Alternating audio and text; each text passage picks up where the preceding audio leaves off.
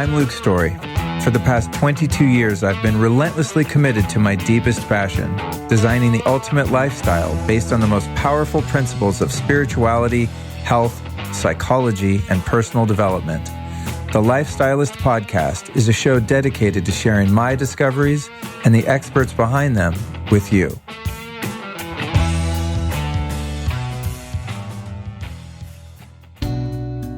You know what I love? I love to sleep deeply. My quality sleep is one of my most cherished assets in life. Without good sleep, I feel like crap and I can't function. And I discovered years ago that something that really trashes my sleep is being exposed to artificial blue light after dark. You know, because back in the day as hunter-gatherers, we would have only seen firelight or starlight after dark. We wouldn't have had like LED headlights driving down the road, blasting us in the face, going into a gas station, getting LED lights over our head, blasting us in the face. It just didn't happen. So I'm into sort of a, quasi-Paleolithic lifestyle, right? I try to think about what my ancestors did and copy that as best I can while still living in the modern world and not being too much of a crazy person. And you can't really control the amount of blue light that you get exposed to out there in the world. Now in your home, you can change your bulbs, you can make some adjustments on your tech. But once you leave the house, you're screwed. So I'm so grateful for my friends over at Raw Optics who created some blue blocking glasses that are not only super effective, but look pretty decent. I mean, I used to work in fashion.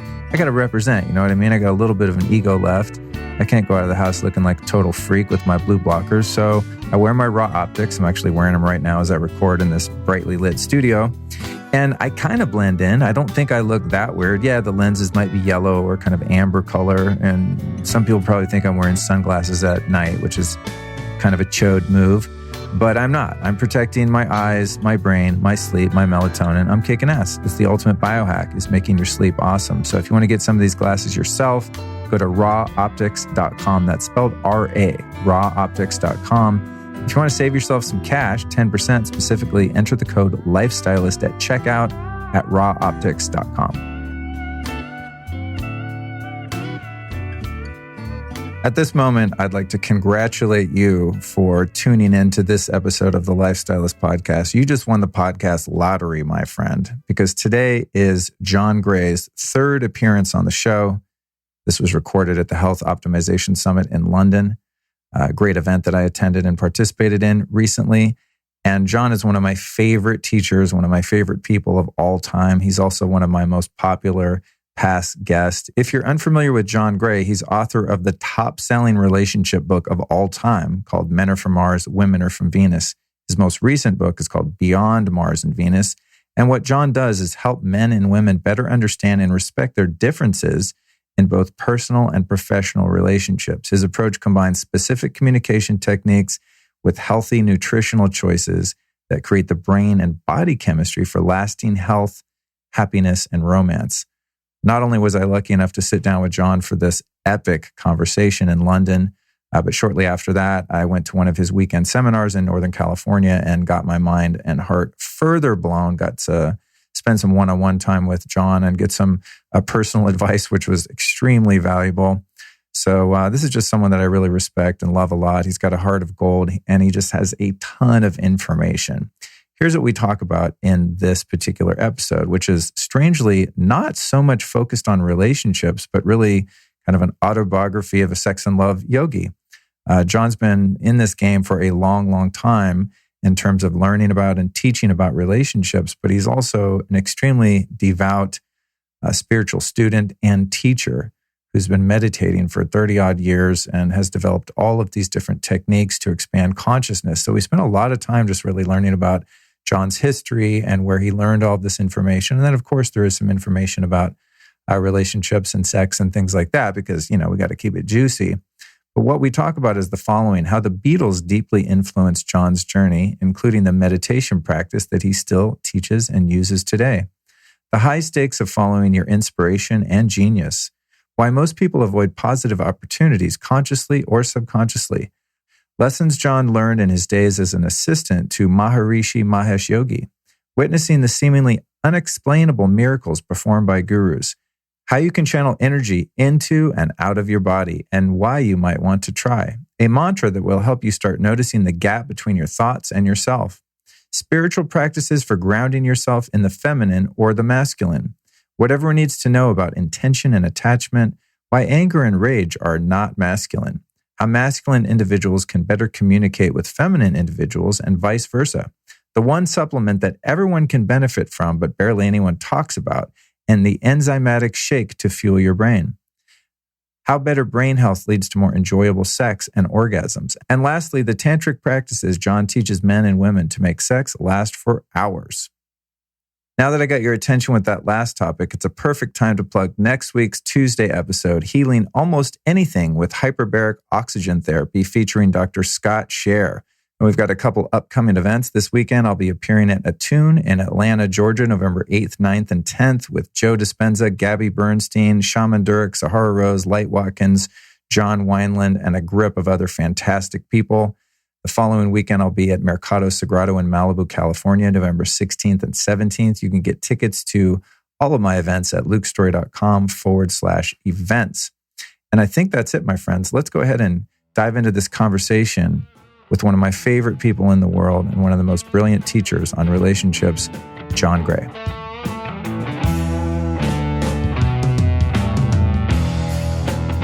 John Gray, here we are in person, man. Great to see you again. Good to see you again. I'm so excited we're able to sit down. The first two times we recorded, as you know, and the audience probably doesn't know, we were on Skype, which is how a lot of podcasters do shows.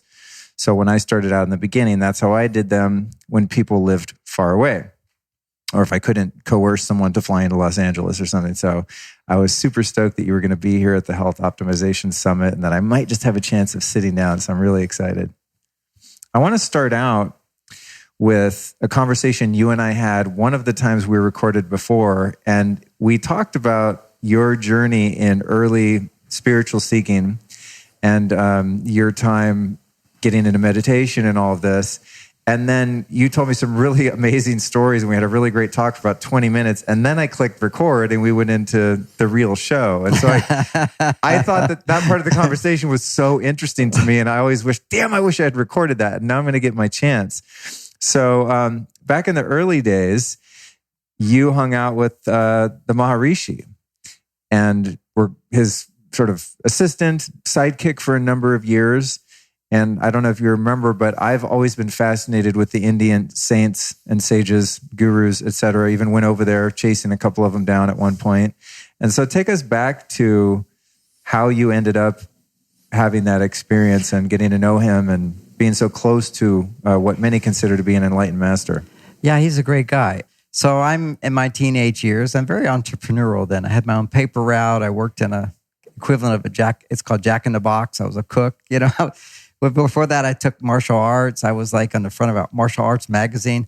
I really get into things. I'm very devoted, and I really like learning and all that. So I was busy as a kid. I focused on being very independent, learning these things.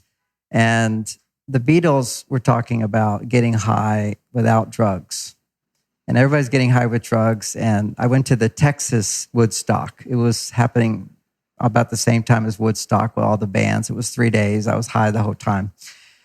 And come down was huge. I had a little white Volkswagen Bug, and I drove back from... Naturally. Yeah. And my friends drove me back home. It was in another city. And I was in the back little compartment, like in the womb. And there was the song, Can't Find My Way Home. And we played it over and over. It was I just felt so lost after that. And I said, I have to find something. And then I heard the Moody Blues album, that song Om, which is a fantastic song. And I just my consciousness just went up. And then my mother walked into the room and her consciousness went up.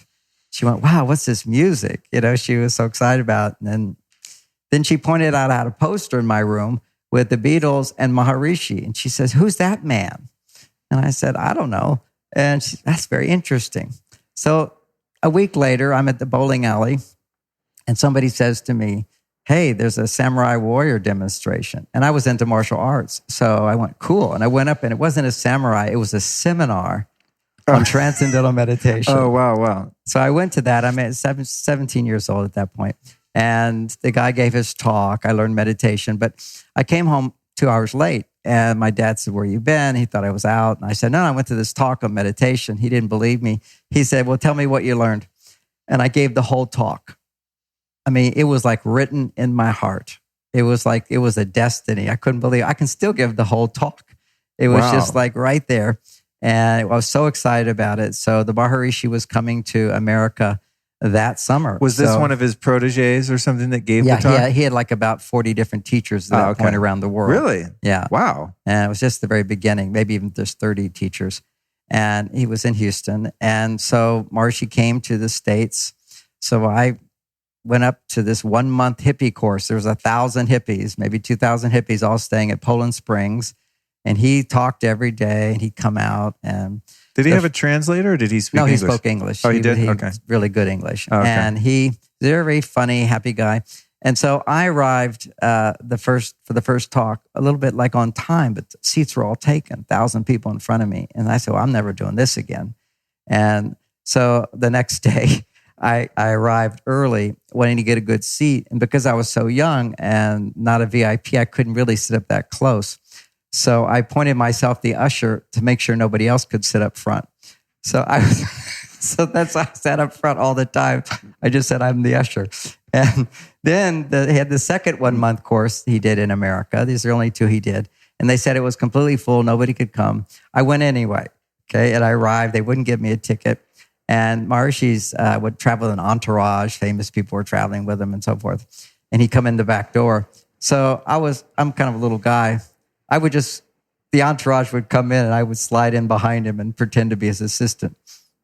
I would go in every day that way. You just have to have chutzpah. Yeah. I just said, I'm the assistant. And walked in. I had no badge, nothing, because I wasn't allowed to be there. Yeah. I stayed with a friend for a month. Then there was this, these are his only courses he did in America. This 1 month. Then he did a 3-month teacher training program with about, I don't know, maybe about 100 of us. They wouldn't let me come. They said I was too young to be a teacher. So I went anyway. How old were you at this time? I was 18, 17, 18, something like that. And, but they wanted you to be a college grad. And so anyway, they said, okay, you can stay, but you can't be a teacher. Anyway, at the end, I talked him into it, became the youngest teacher of Transcendental Meditation. Then he said, you should go back to college. And I went back to college for a few months and got independent study credits for going into his next teacher training program in Europe. Wow. So I took every one of his courses for 3 years, basically. It was right there. And so he got familiar with who I was. And eventually I became his personal assistant. And I lived with him for 9 years. And I wanted to be him. If I put this in a context of teaching, you see something, you become inspired by it. It's your soul saying yes. You got to follow that. And my following that was not always easy. It was... I remember when I gave my first TM lecture after I went to the class, become a TM teacher, I stood up from a little audience of 20 people and fainted. My knees started shaking. I was so anxious. I had so much fear in my body. And I thought, wow, if I have so much fear, maybe this is the wrong occupation. And so then I read an article at that time on Rolling Stones with John Lennon. And John Lennon of the Beatles said the Beatles only toured 3 years. Wow, that's crazy. Did. And actually, when I was a kid, I saw the Beatles in Houston, so. Wow, wow. It was amazing. As soon as they came on stage, everybody just stood up and started screaming. And you couldn't even hear the band, You couldn't even hear the band. My mom saw the Beatles at Candlestick in San Francisco. She said, yeah, I mean, it was exciting because they had long hair and they were cute, but you couldn't hear the music. No, you can't hear it. The PA wasn't strong enough to overpower the teenage girls. But it was everybody. It wasn't just the teenage girls. I vowed I wouldn't stand up. As soon as they walked on stage, I was standing up and screaming too. I couldn't believe it. It was such a rush. But the point is, they stopped touring because they had so much anxiety before performances. Really? John Lennon said he threw up for hours. He just got it out. He just couldn't endure the tours anymore. It was too much. Wow. Can you imagine? That's just such a testament to the folly of the human psyche that not just one person, let's just take John Lennon, the whole group of them obviously is like a super group. They're each individually so talented. But can you imagine the psyche that you're that talented and you're that nervous? How many people would die to have the talent of John Lennon in there? He can't go on stage because he's so scared that he sucks, presumably. Well, it's the concept, and this is for everybody. I was getting to a point in my story, which is when you're inspired, you're following your heart, genius can come through. That's who you are. So if you fail at that, then you have failed. Wow. If you're doing some mediocre job that's not really you, you can fail at that, but it's not really you. I don't like this job anyway. So you see, that's the thing. When you follow your heart, that's going to push all your buttons. And for them, it was the reason I point out the story of this. All these people are screaming is what's there to be afraid of? They could have just been strumming their guitars or played an album. Nobody would have known. Right. But just that much energy, love energy coming at them. Basically, they couldn't handle it. You have to be able to process that much energy. Now, today, 50 years later, part of my whole meditation technique I explain to people is that most of your, in America particularly, most of your suffering is from too much attention, too much success, too much energy, too much immediate gratification. That's energy that comes to you, and you can't channel that energy out. And so a big part of meditation, and this is an ancient knowledge as well, when people are sick or they're distressed, is that's just blocked energy in the system. We have all these meridians, the energy, the chi energy flows to the body. Anytime you're angry or upset or bothered, anything, somewhere you're blocked. And if you're not feeling those emotions, then you're going to feel it as tension in your body, which then erupts into sickness. And so there's a whole system of meditation where you learn to channel that energy out of you and then bring in fresh energy. And that's a Taoist system. Mm-hmm. I sort of developed my own, but they do it themselves. But that was back at that time. When you follow your heart, it's like the universe says, we're going to support you. And that's a huge amount of energy. And we have block. What would be a block be? It was that I will fail. I won't be good enough. I'll lose. And so when I got my contract for A Minute from Mars, go fast forward quite a bit. Oh my God, there was they call it an auction where publishing houses auction back and forth. And my agent said, you'd be lucky if you get it $25,000. There was interest in my book because a previous book had done so well without a publisher. So that was a phenomenon back then. So they were going to buy this book for $25,000, maybe $35,000 if you're lucky. So now she's calling. She says, this would have been in the early 80s or so? This was in 1990. Oh, okay, 1991 okay. when we got the contract for A Minute from Mars. Okay. And my wife and I, Bonnie, we were like, oh my God, we're getting it. It went up to 55. It was explosive. We could barely hold that. Then it went up to 65. It went up to 85 and 90,000. My agent said, I can't believe it. And now they postponed it till tomorrow. We were so excited. And we went up to, I think, $160,000. I could not have received anything more. I mean, now if I blink, it could take that. But then it was literally, oh my gosh. So all of that energy is coming to you, which is really, I'm believing it's going to happen. You see, when we fully believe I can have it, I can do it, pull the energy through. It's only us that limits the energy of we're not good enough, we don't deserve, I will fail, I'll hurt somebody, I don't know what I'm talking about, I'm not prepared, I'm not ready. These are all belief systems that we have that block that energy. But I really wanted a best-selling book, and I was so excited about this. It's a big dream for me, best-selling book, and get my message out there. So that's desire, strong desire, and the door is starting to open, huge amounts of energy. Couldn't have received more. Then what happened? As soon as I signed that contract, I couldn't sleep.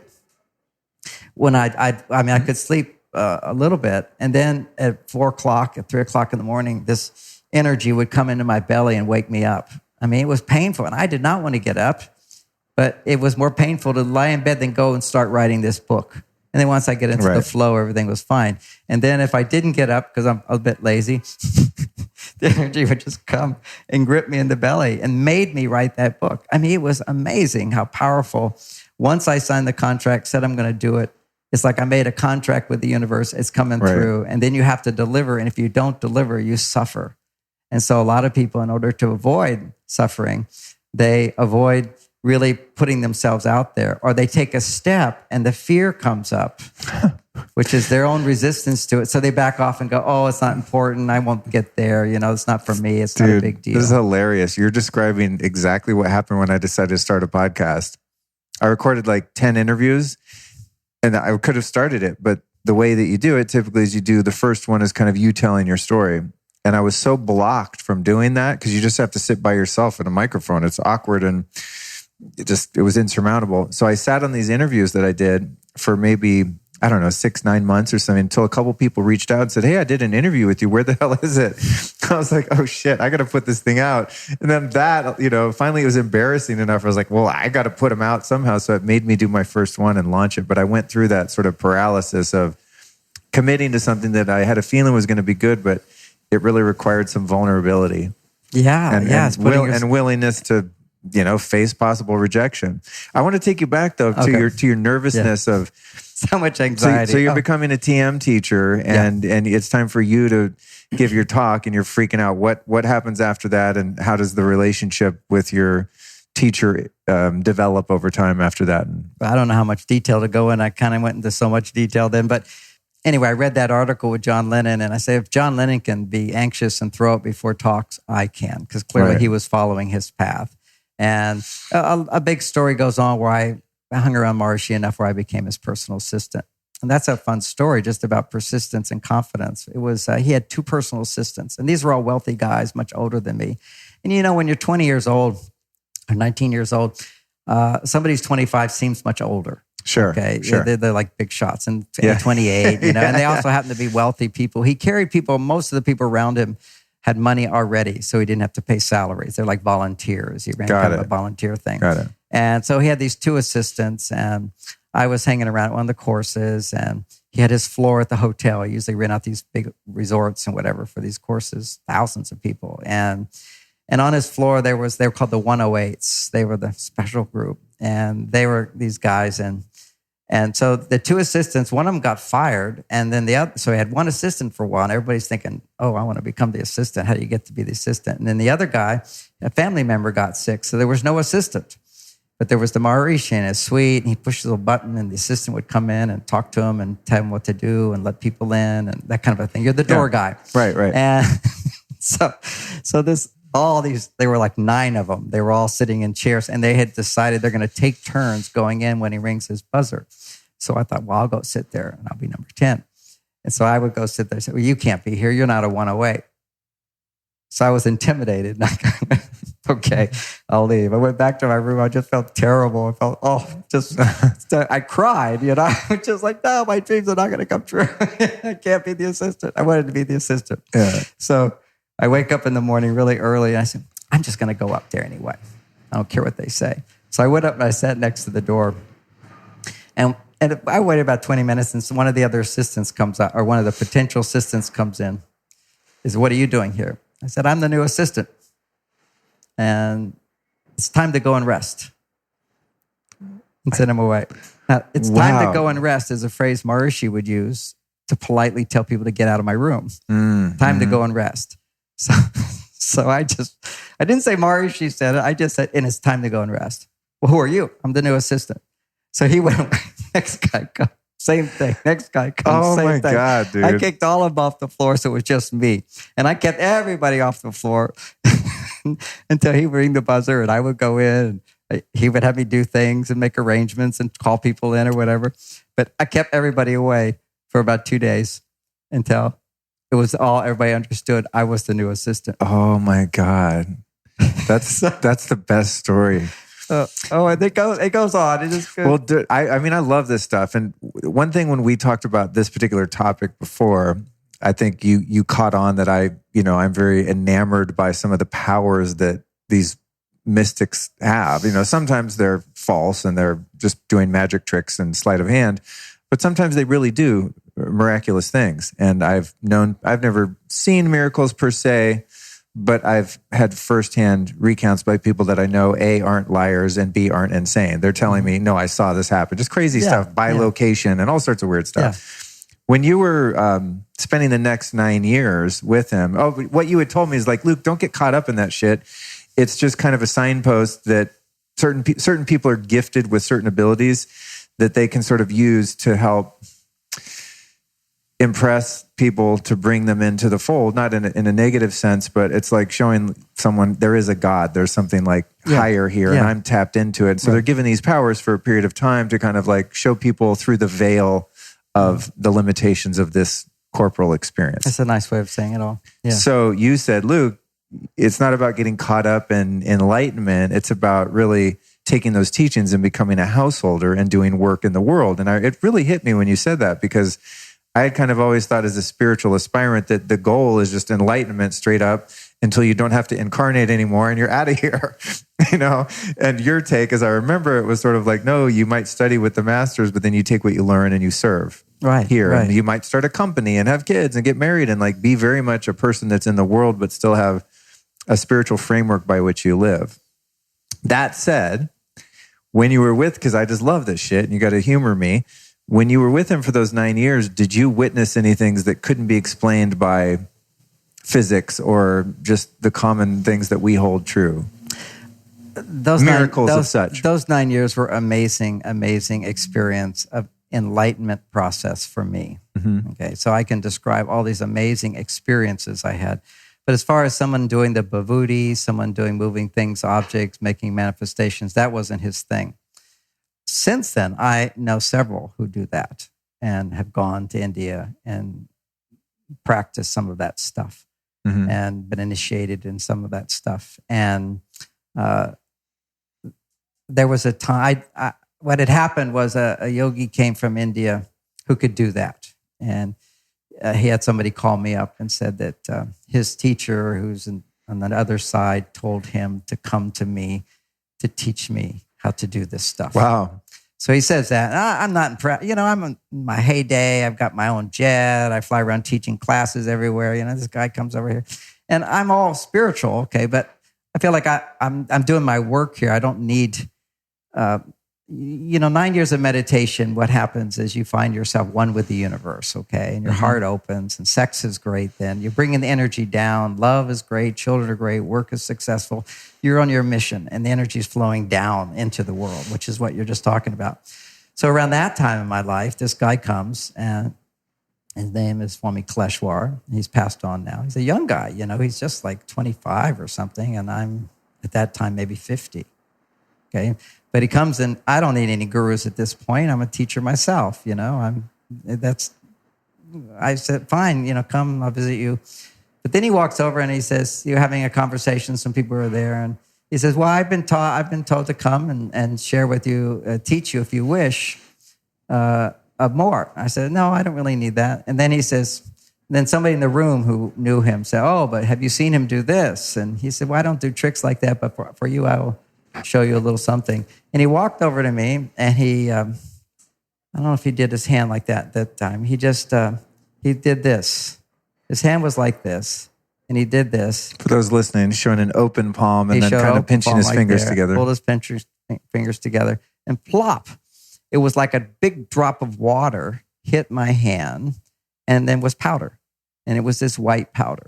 Wow. And that's called vibhuti. Right. And there's a lot of guys in India, maybe 20 that I know of, who can do vibhuti. Yeah. Now, these guys are not necessarily ethical people. Right. That's what people have to understand, is that they did mantras for a certain amount of time, and the mantras are frequencies of certain non-physical beings. Those non-physical beings do that for them. Now, some people would say those non-physical beings are angels. Some would say they're spirits. Some would say they're demons. Take your pick. But you do these mantras for a long, long time, big dedication to it, till your mind can resonate in this frequency, and they'll do things for you. So that's what the vibhuti is. You can do vibhuti. They'll materialize stuff. He'll materialize jewelry in front of you. His hand will go swirl around, and then plop, something will come out of it. Now, he can do that. And there's nothing there. He's pulled his sleeves up, everything. You're like right there, you see it.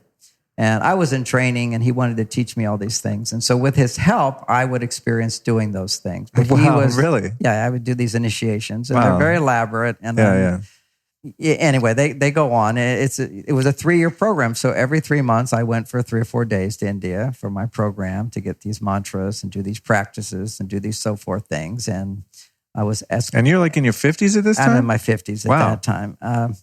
I made it with Men Are From Mars, and, here this thing came along. I said, I'm always open to new ideas and whatever. Right. And there was a part of me back in my old TM days that felt like, gee, those powers didn't come. I thought part of me like, well, that sounds cool to do. Yeah. So I went and we did the 3-year program. And I'll tell you another thing, very interesting. I never told anybody this, but it's interesting. He was wanting me to learn these things, he said, this will inspire people to recognize there's more. There's no value in it in itself to make a trinket appear. And when you make the trinket appear, he goes out and buys them. They sit in another room, and you do a little prayer over them to pull the angel into that frequency. And then you then in the presence of someone, you call it, and it appears in your hand. Does it move from the location where it was? It disappears, and it comes here and appears. Holy shit. And I saw him doing it in the other room, and I saw he bought the thing, and then suddenly it appeared here.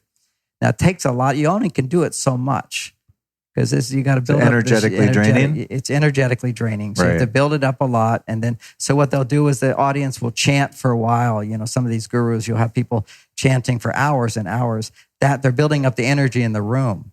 And then you take that energy. You have to build up, or you can do it all yourself, but it's much harder if you have a bunch of followers out there chanting, and you'll just suck the energy in to be able to do this. So anyway, so one time he was teaching me to do bhavudi. And I said, bhavudi, it's this powder, right? Yeah. It's like incense ash. Actually, it's the result where he gets it from. It's also transferred. Oh, they make these, wow. They do these yagyas where it's like incense ash, but what it is they do these offerings to fires, to the gods and so forth. And then what's left is holy ash, and that's bhavudi. So they can transfer the holy ash. And so they got a lot of it. Easy to transfer that. So I'm studying with him, and literally this happened. Okay, so I said, the bhavudi thing in America is not going to go over. I don't think it's going to inspire anybody. And I was always sort of hesitant about this. It was all interesting. And then I said, now, if you could turn water to wine, now that would be something, So he said, can do. Oh, my God. And he said, so get me a glass of water. Okay. I handed him the glass of water. He held the glass of water. He put his hand over it, did his bhavudi thing, and the powder went into the water. He says, can you smell it? I said, no. He said, okay, I'll make it stronger. Put a little more ash in it. And he said, here, taste. It was like brandy. Wow. And I still had it. I don't have it anymore, but it was real. Wow. I had a container. I brought it home. I showed you.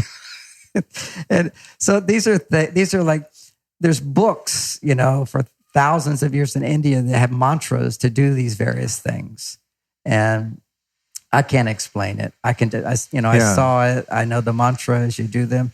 I mean, I got really into energy healing. One of the initiations for energy healing was he had, one of them was 32 different power saints. Okay, these are the guys who can do bhavudi. Okay, and I might have been 16 for this one. The later one was 32.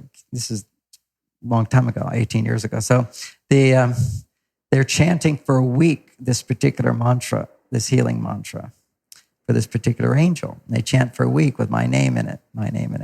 And then all I have to do is show up. And for 12 hours, from midnight to 6 o'clock in the morning, or 10 o'clock till 6 o'clock in the morning, I have to meditate and use that mantra. So I'm doing the mantra, and then the initiation happens. So I'm resonating in that frequency. And I can meditate 15 hours pretty easily, so it's not a big deal to me. And so then they all come in, and I didn't know this was going to happen. And they said, okay, this is the cobra. I had a video camera filming this thing. I have it at home. And they wanted me to video the cobra's mouth to make sure you can see the sac, the poison sac. Because evidently, it's supposed you can remove poison sacs from cobras. And then they have a village volunteer, this woman who puts her finger out, and the cobra bites. I'm supposed to heal that. Oh my God. Talk about pressure. Yeah. You were nervous just to go give a talk on meditation. Well, see, they didn't even tell me that was going to happen. Oh my they God, just like, suddenly dude. there's this big cobra, they're holding it, they caught it, and they're holding the cobra, and there's this woman, and they say, what's happening? And I said, you're going to suck the poison out energetically. And so, which is part of what some healers do, is you pull the energy out, you pull it out. So I do the mantra and pull the energy out. And we didn't get it on camera, so I said, we need to do it again. So bite again. This is a devoted follower, this woman. See, this guy who'd come over, he became famous in India because he could heal cobra bites. That was his thing. If somebody has a cobra bite, he says he can't heal it unless it's right away. It has to be pretty soon. And once it takes over your body, you can't stop that. But in the beginning, you can. And I said, well, we don't have cobras in America. So he says, no, it's the energy. It's the poisonous energy. You pull that energy from it. And if it hasn't done a lot of damage to the body, then you can stop it. So I did that initiation. And then my eyes turned yellow and I was kind of woozy afterwards. And then we had all these guys. I must have been the 32, if I'm remembering now, in this little room. And they all put their hands over my head. And I'm now sending that negative energy, they call it negative energy, out into another healing object, which was somebody's healing stick. And so I put it into that. And so then that's practicing what they call decharging.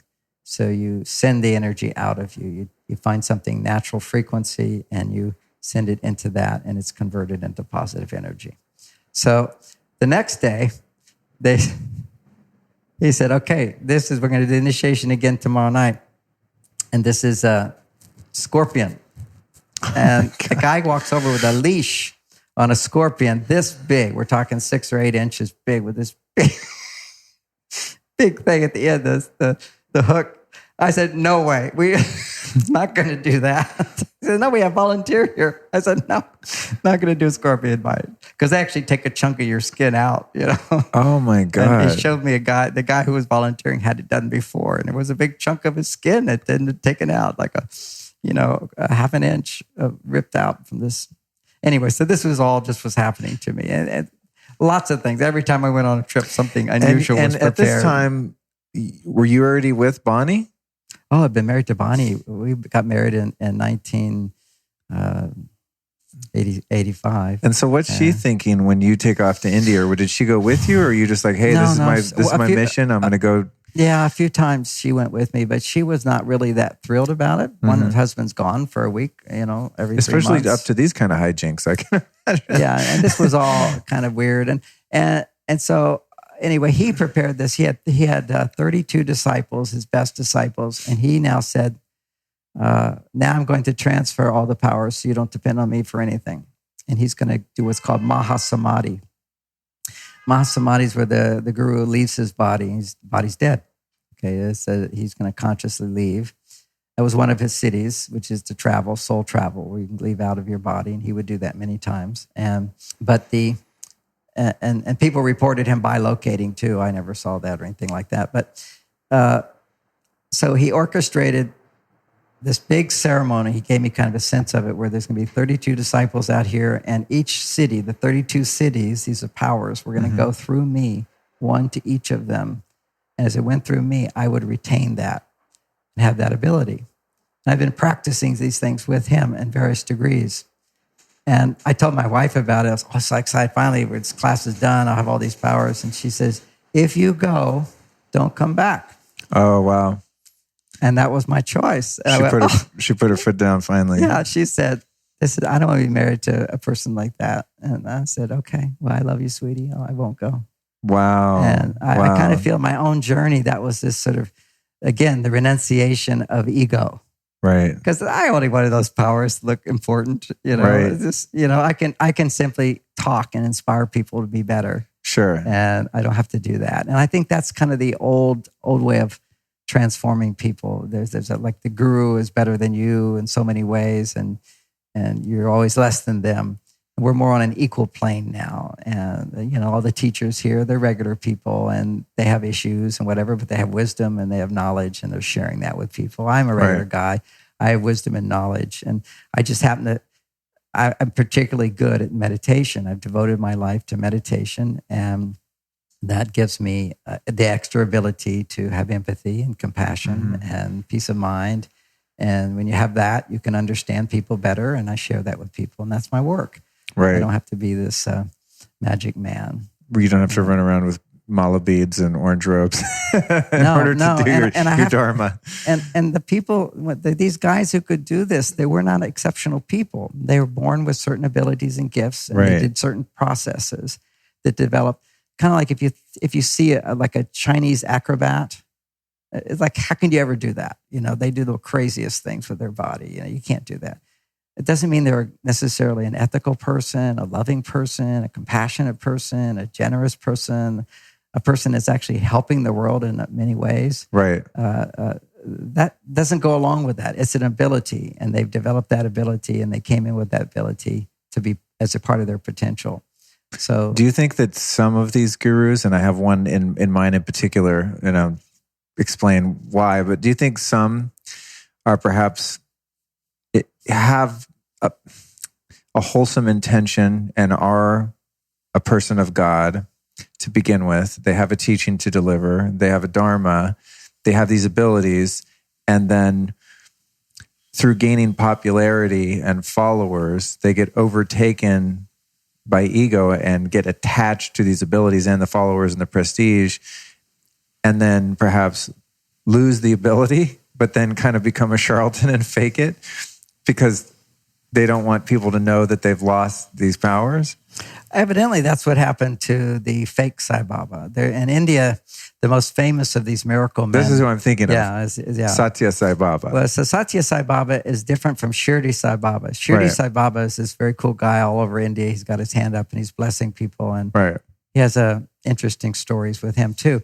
But the other Sai Baba has a really dark side, which I don't even want to talk about, but he has a very dark side. And the young guy, the 25-year-old that came to me, he said Satya Sai Baba came to him offering him, $5 million if he would come and be his student and do the miracles for him, because he'd lost most of his powers. And now he was just using sleight of hand. Right. Because you can do sleight of hand. If people are really believing, then they're not going to be looking so carefully. Right. So I think the beginning of my fascination with this whole phenomenon was because when I was earlier on in life, I was really struggling, having a very hard time, very self-destructive, the whole thing, living in Hollywood, just dark times. And so members of my dad's side of the family started going over on these pilgrimages to Puttaparthi and visiting the ashram of Satya Sai Baba.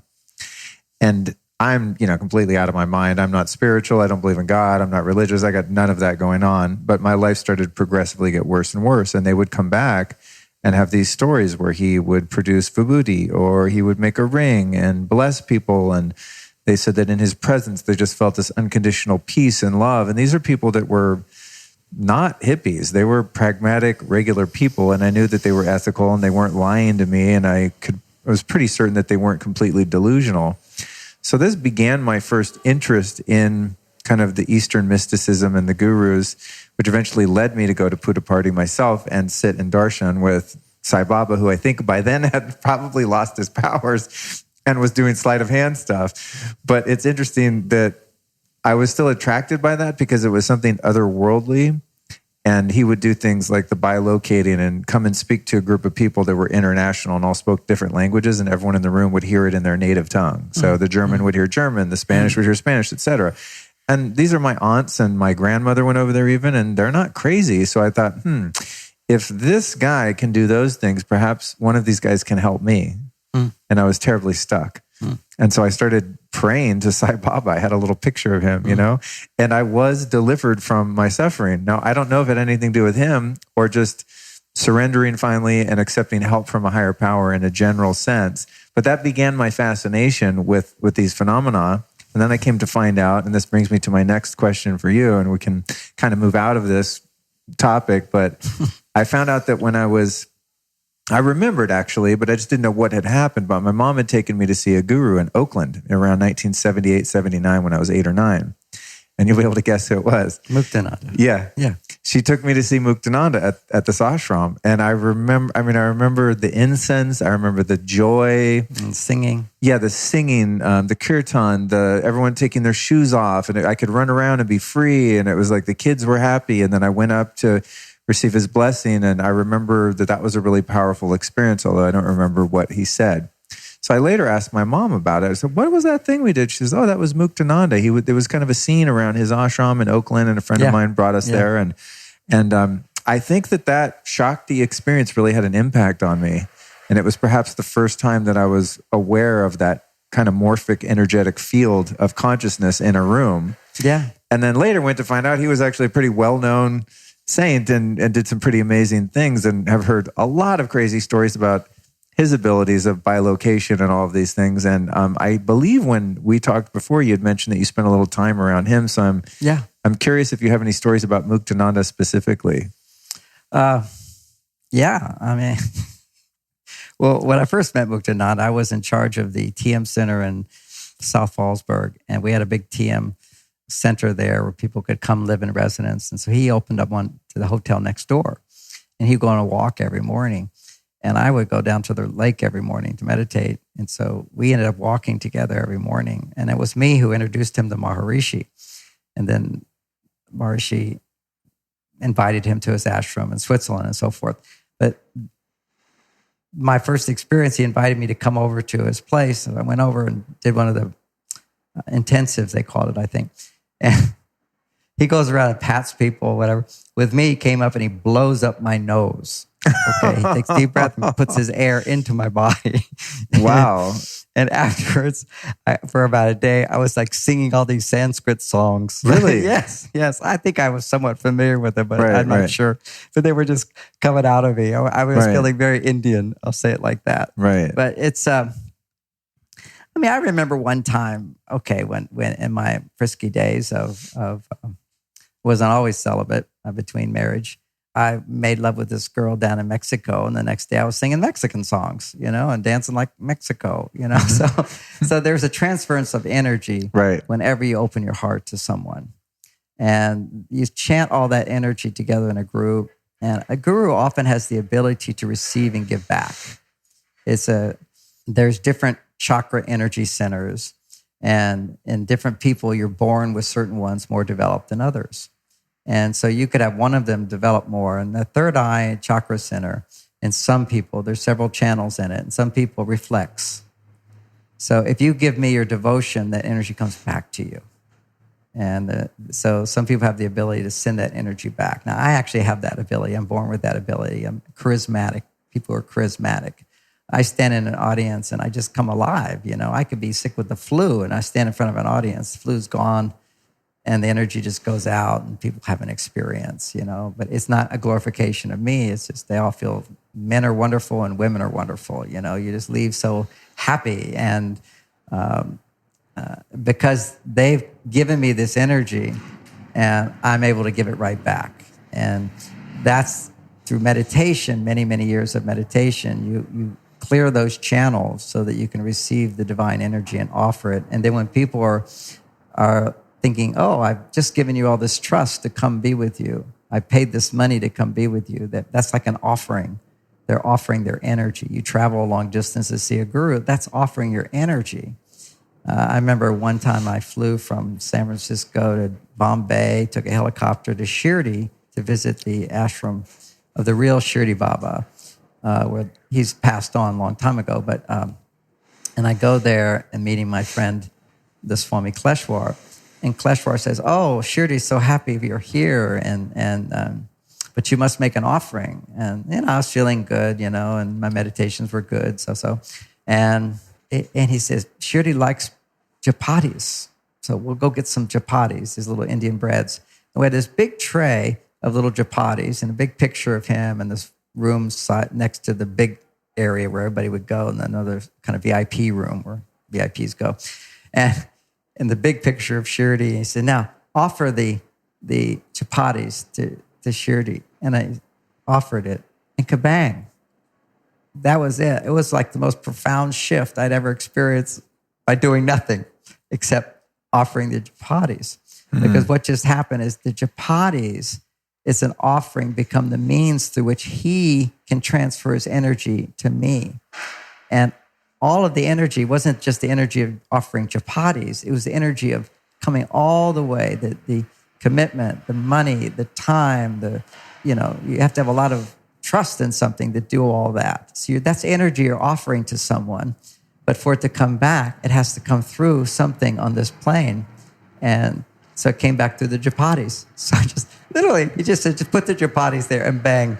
And he said to me and Bonnie, now go meditate. And we just went into deep, deep breathless samadhi. And ever since that day, it's effortless for me to go into a deep breathless samadhi. Really? Wow. And breathless samadhi, at least the way I experience it, is if you put a feather, you wouldn't see hardly anything under my nose. It's just simply, but there's a tiny, tiny bit of air that goes into the brain, but the lungs have stopped moving completely and the belly is locked. It's what? Yeah, this is breathless meditation. That's wild. I've never heard of that. Yeah, that's so cool. But that's when I don't know if I had that experience before, but I'm just sitting there in meditation and go, holy mackerel, I'm not breathing at all. And I'm not doing anything. And this is happening. Right. It was just amazing.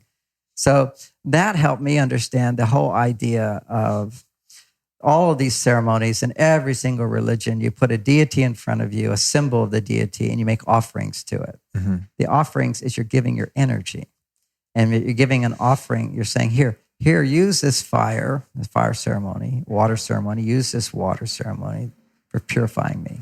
Okay, use this fire. Take away all anger inside of me and give me peace. So you set an intention. You make an offering to the higher energies of the universe. And then that energy comes through the offering to you.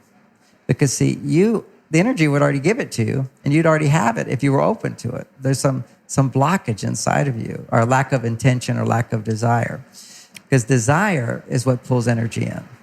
And the reason why desire has been pushed down throughout the ages, give up desire, is really give up the attachment to desire.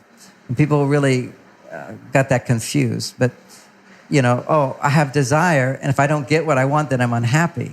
No, the idea is I want more, and I'm so excited because I'm going to get more. And it will come at the right time in the right place, and I'll make the choices, and I'll be guided, and the right people will come to me, and it's going to happen if I keep wanting it.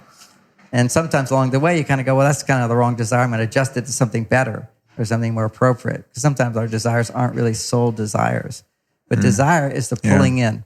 If you look at the word to want, it's to want in Old English is to not have. So the universe is here to always provide for us. It's grace. And desire is to say to the universe, okay, this is what I still don't have, so deliver. And faith is trusting that it's going to come. Then you're patient, right. Then you're not grumpy, you're not irritable, you're in the flow. And so the idea of the offerings is you would make these offerings, and they're pure frequencies.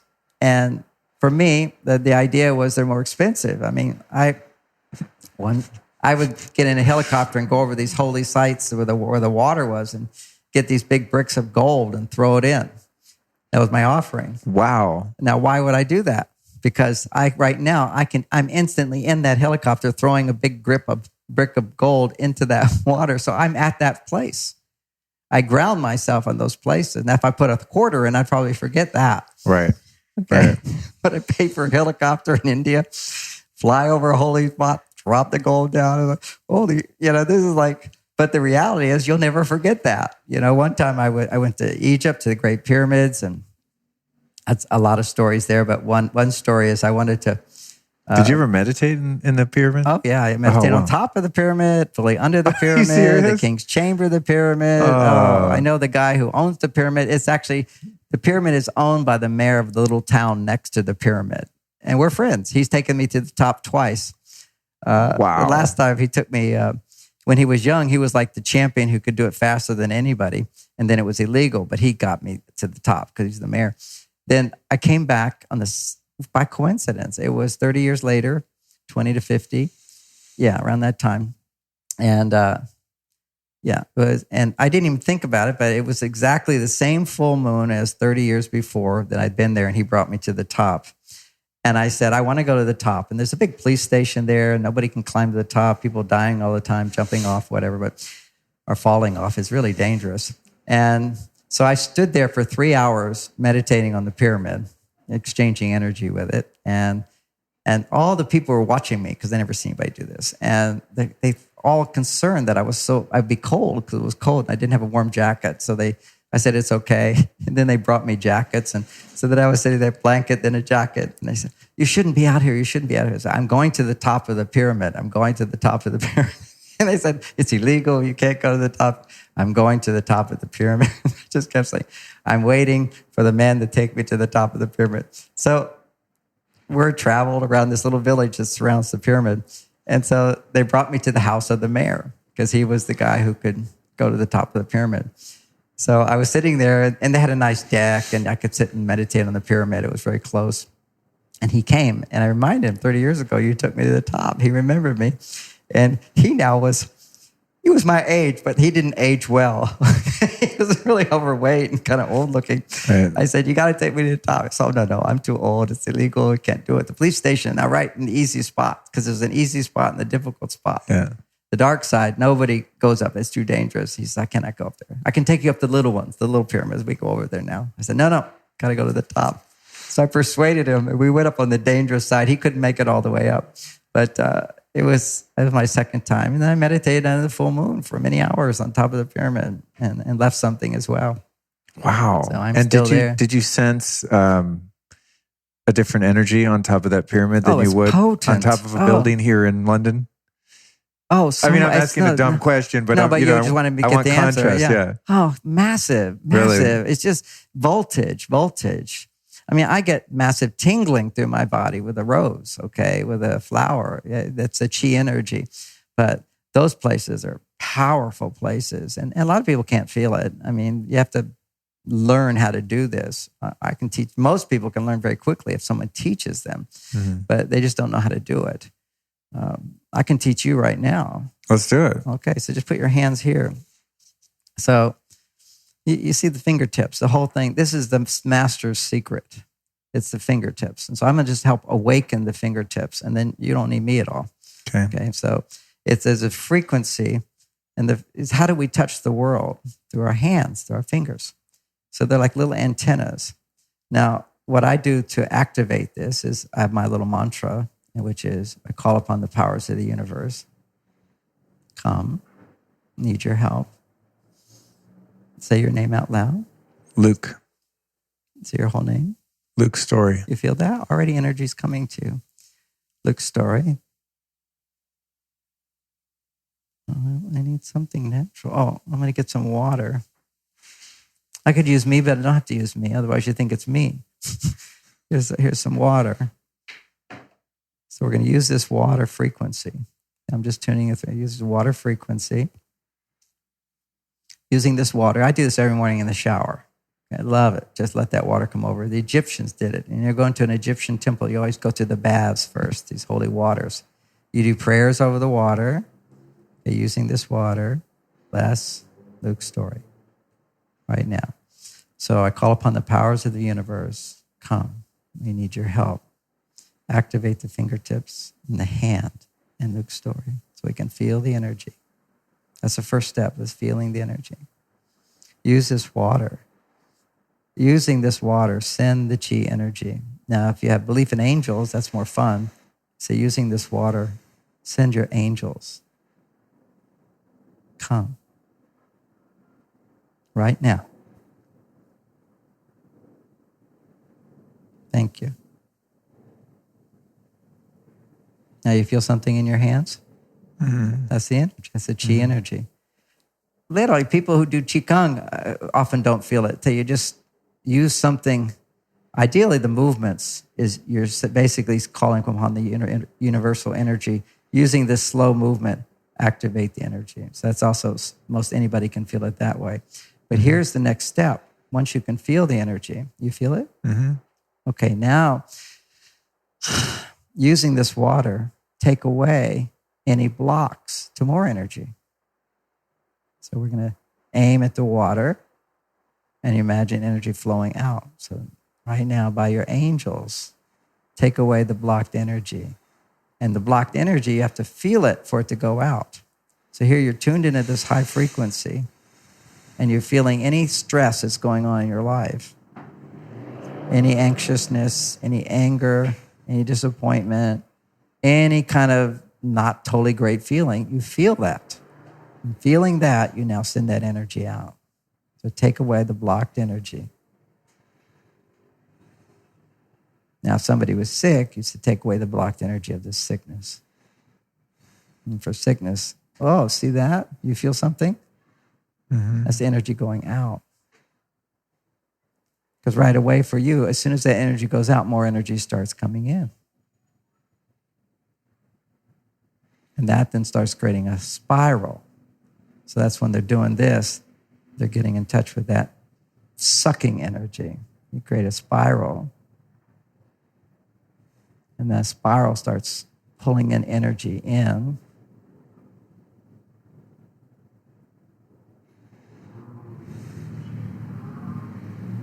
and then you gather it. It just increases more and more. So that's the meditation. It's just feeling that energy. First thing is you send it always. See, to keep the energy flowing in, you have to keep sending energy out. That's exchanging. And it circulates, assimilates, accumulates.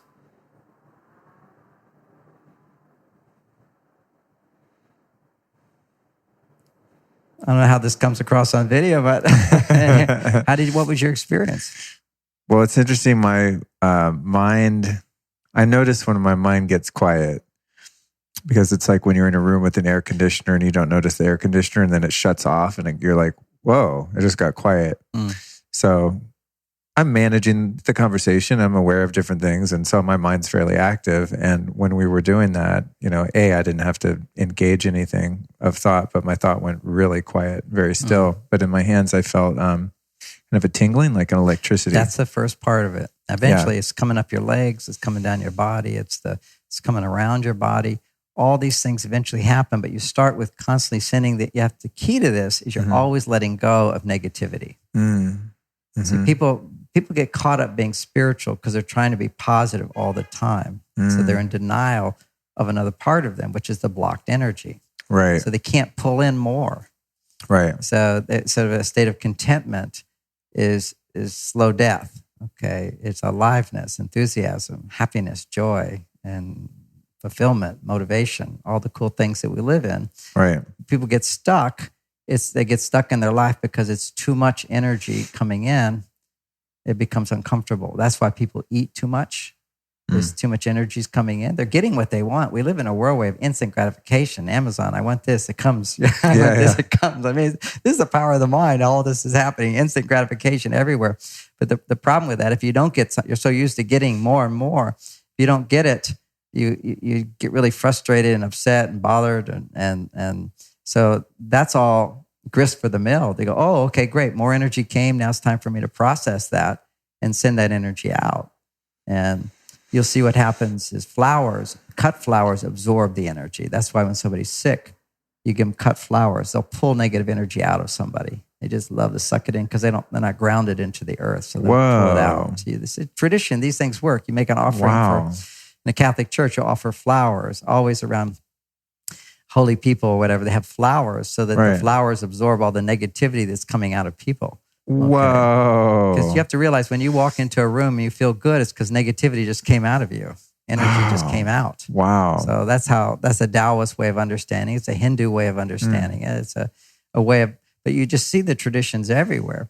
Then another one, which is for the motivational speaker, or entertainer, or a singer, or Barbra Streisand. Okay, so Barbra Streisand, for example, doesn't perform because she has so much anxiety before performances. You've heard that? No, I didn't know. Oh, yeah, she'll never do performances out. Oh, wow. For the longest time, she does studio albums and so forth. Occasionally, she'll do an event, but she talks about it. She has huge anxiety that she has to go through.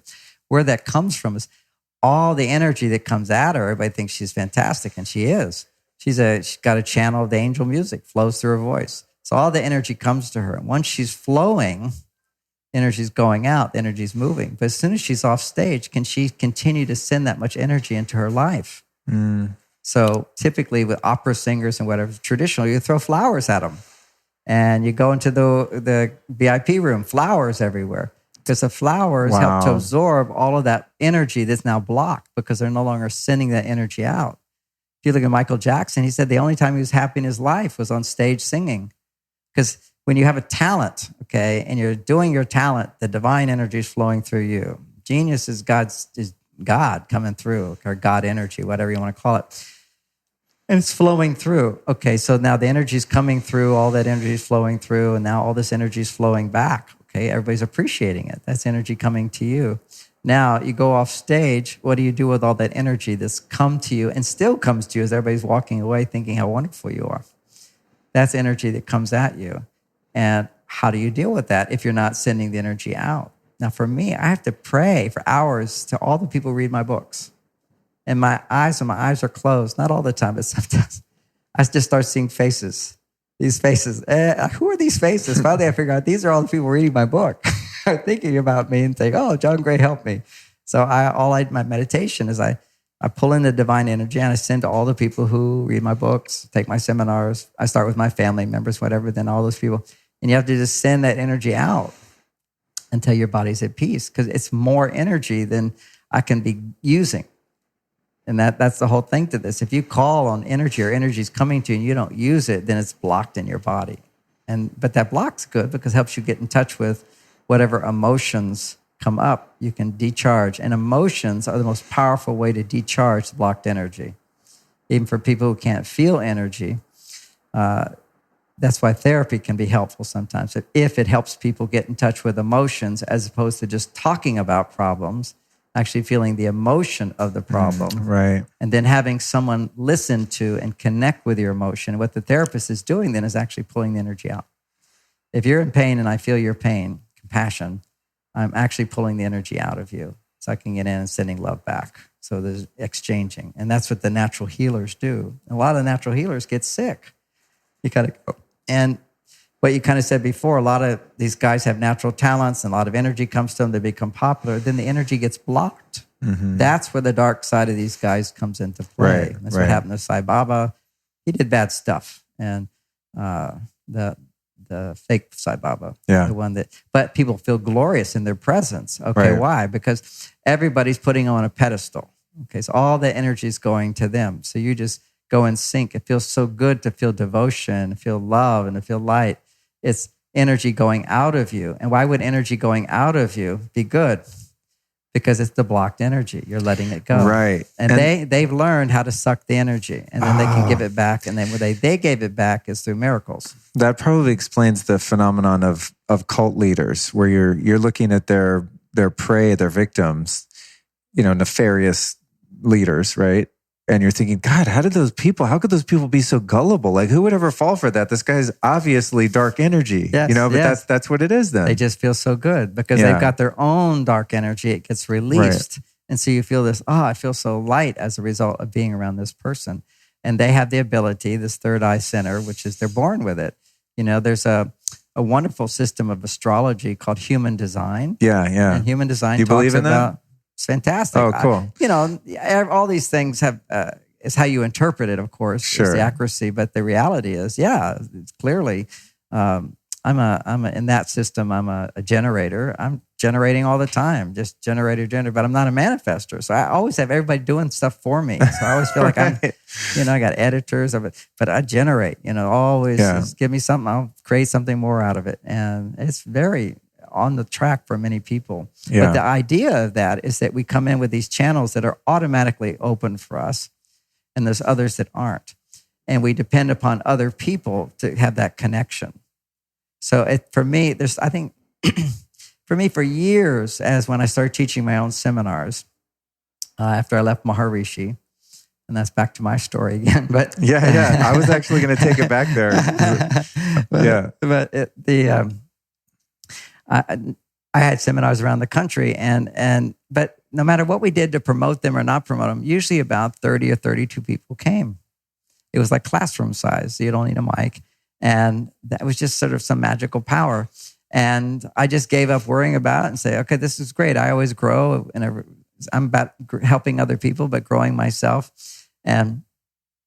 But what I realize is when I get a room of 32 people and I get people speaking the truth, then more truth comes into my awareness. And that's how I develop all my ideas, is on stage. I just see it as clearly as can be when I've got a whole group of people. Because when you're connecting with people, everybody, if you get 32 people, all of your channels will open. If you're being open, right, and they feel safe to open up. So my style has been always, I just completely say what's on my mind. I completely open up. I talk. I'm free. I'm vulnerable. All the pieces of me I reveal, and then people can connect with me. And where they connects with me, my channel's fully open. So, my meditation I do now is, it took maybe 30 years to develop these ideas that I've not yet written a book on it, but they're 33 levels of meditation that will open up all the channels without depending on other people to open them. Not that I don't want to be with other people. I love giving to other people, but then I'm not so needy.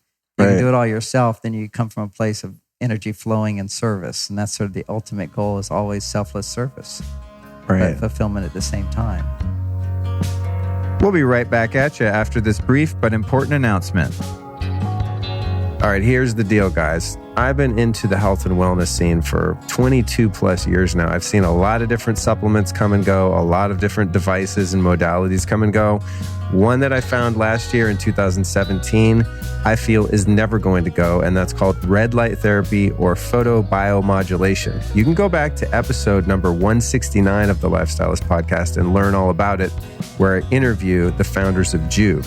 Not just about the Juve products that I'm going to tell you about right now, but just about this therapy altogether.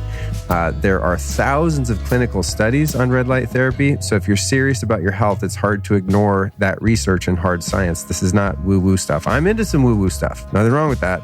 But this is seriously effective treatment. Okay, so whether you're trying to improve your skin, reduce joint pain, get better sleep, or really improve your testosterone production, which has been one of the major benefits for me, then red light therapy with the Juve is going to be a major investment in your health.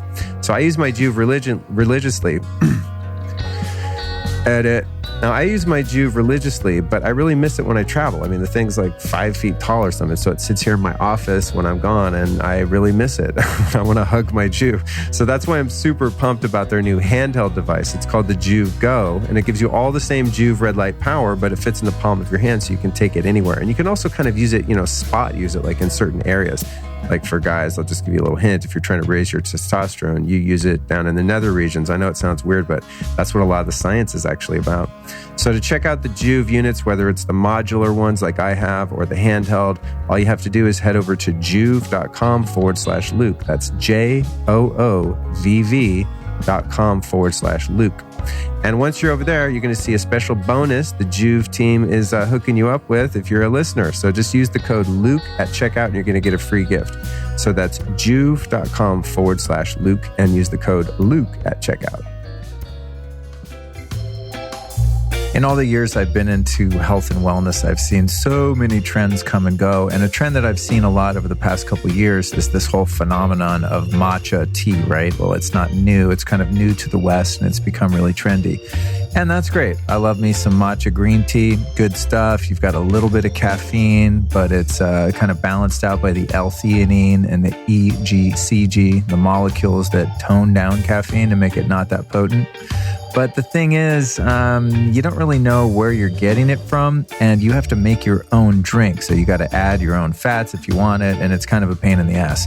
Enter my friends over at choosecandor.com, who just came out with this fantastic coconut matcha nootropic latte. And it really is a nootropic because it has some caffeine, but it's also got those fats that kind of slow deliver the caffeine to you so you don't get a rush. And you can sleep within hours of drinking this delicious drink. So the problem with coffee, although I love coffee, is that it's often too strong and I can't touch it later in the day or my sleep's going to get smoked. And my sleep is really important to me, the blue blockers and all. So I love the coconut matcha latte. It's so easy. 2 scoops and some hot or cold water blended up. Super creamy, a little bit sweet, but it's also keto friendly. The carbs in it are almost all prebiotic fiber, so it's really good for your gut too. It's just badass. In fact, you get the same insulin response as you do from black coffee. So it tastes sweet, but it's not sweet on the old blood sugar. So it's awesome for staying fit, staying keto, staying thin, all that. I highly suggest that you get yourself some of this stuff. You can get it at choosecandor.com. Enter the code Lifestylist and save 10%. That's choosecandor.com. Stuff is amazing. And now back to the interview.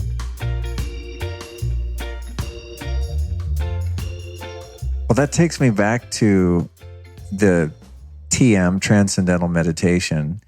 And I was listening to an interview with Tom Knowles.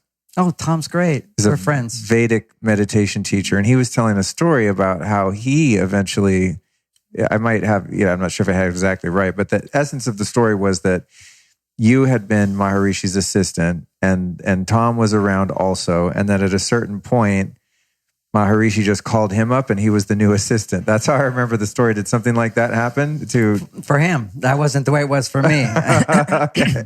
I'll tell you the moment it was for me is so we were on tour in America. Yeah. remember I mentioned I appointed myself. We were in Spain at the time.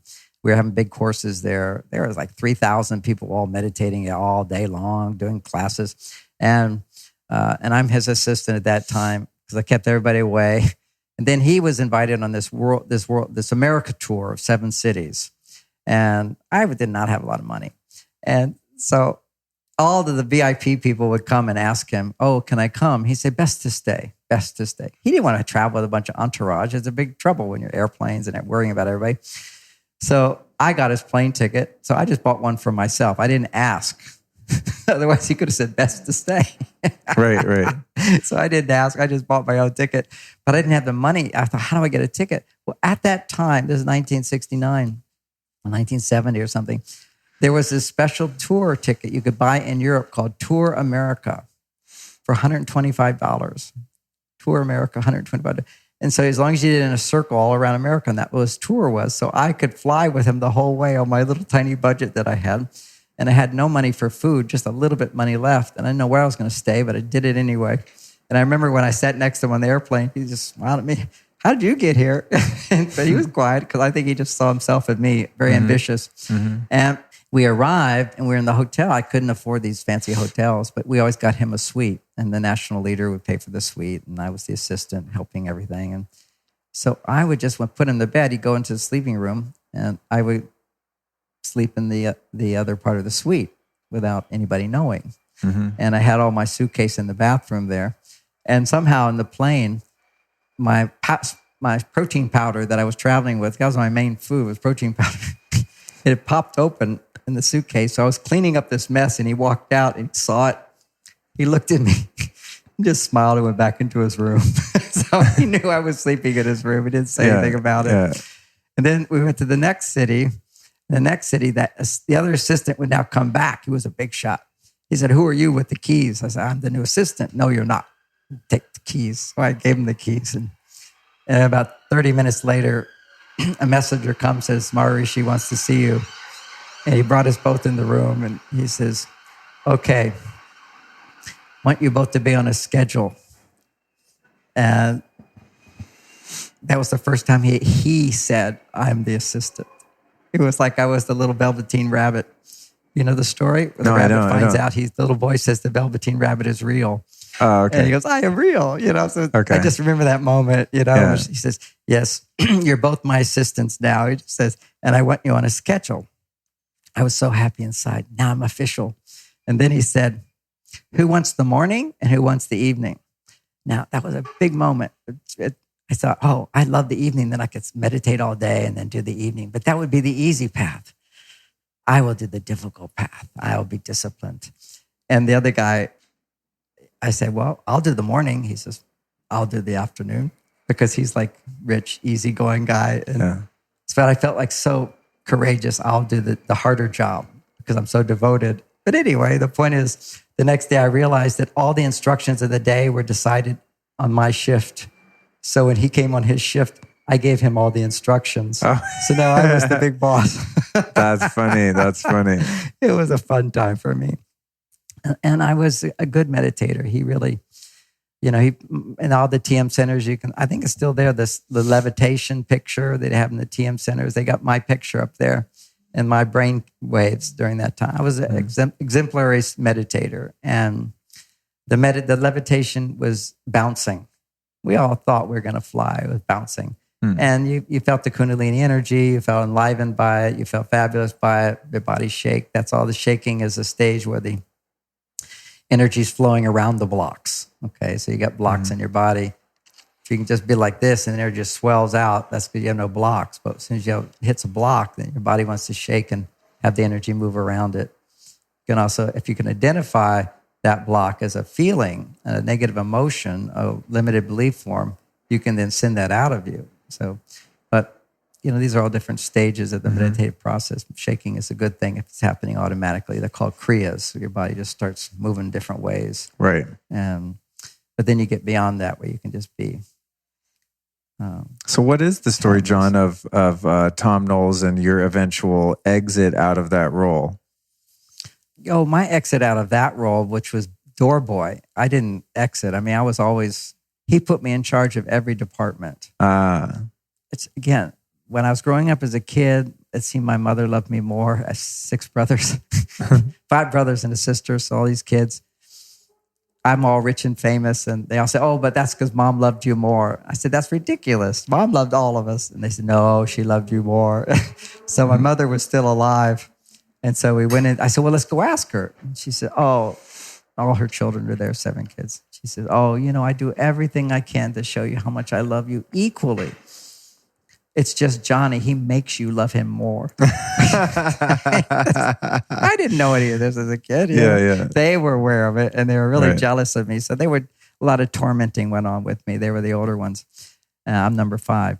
And then around the TM movement, the same thing happened. So much jealousy. And, we did these meditation courses, and I would decide to not talk, be in silence for a month. They all would complain to the Maharishi. He's not talking. He's not talking. He says, that's okay. You can all not talk.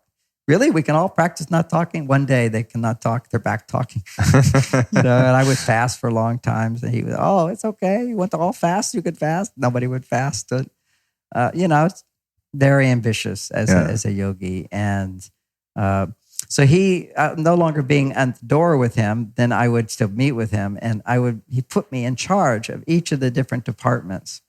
And then the people would be really upset. Who's this, 23-year-old being in charge of my department? They were like pissed off at me. But he was wanting me, and he told me in my last conversation with him in person, I was saying, what's my future going to be, in this movement? And he said, oh, one day you will own this movement. That was his phrase.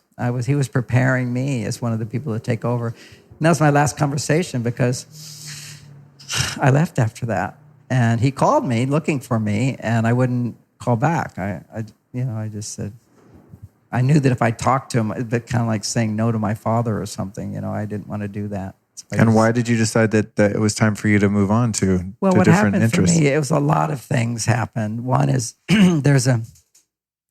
in the spiritual journey, the whole thing is I'm attracted to my guru, Maharishi, like a magnet, because something over there is what's inside of me. And I want to find that. And through my meditations, became very, very advanced. And I did have various things happen, but not the vibhuti. I would have beings come to me and take me around the universe. And at that time, I did have this one. I'm looking at a clock for 5 minutes and I'm not breathing. I went into a breathless state then, and I'm just watching it go around and around. I went to 3 minutes, then went to 5 minutes. But then it felt like this huge spaceship was landing, big black cloud was coming. I said, maybe I'm dying. So I decided not to ever do that again. And that was induced breathlessness through long hours of pranayama, breathing exercises, where your body sucks up, and your tongue goes up in here, and you go in this state, you're just looking like, oh my God, I'm not breathing. Now I don't have to do any of that stuff. I do it energetically, and I'm in this place. It's practice, it takes time. And the great news, as I'm saying this, I'm aware nobody listening can just jump into that, but it's every step of the path is very fulfilling. But there's this thing for me, after 9 years of being with Maharishi, suddenly I didn't feel that magnetic pull. And it was the last year I was around him. He was, people would always come to me and say, what would Maharishi say about this? And I would give an answer. And what would Maharishi say about this? And I was like an authority of what Maharishi would say. And I was great at telling these stories of Maharishi and what he would do, what he would say, and so forth. And people would line up outside his door, and Maharishi said, go out and help them consolidate their question, because we wanted to just go talk. He said, go get it down. So when they come in my room, you ask the question for them.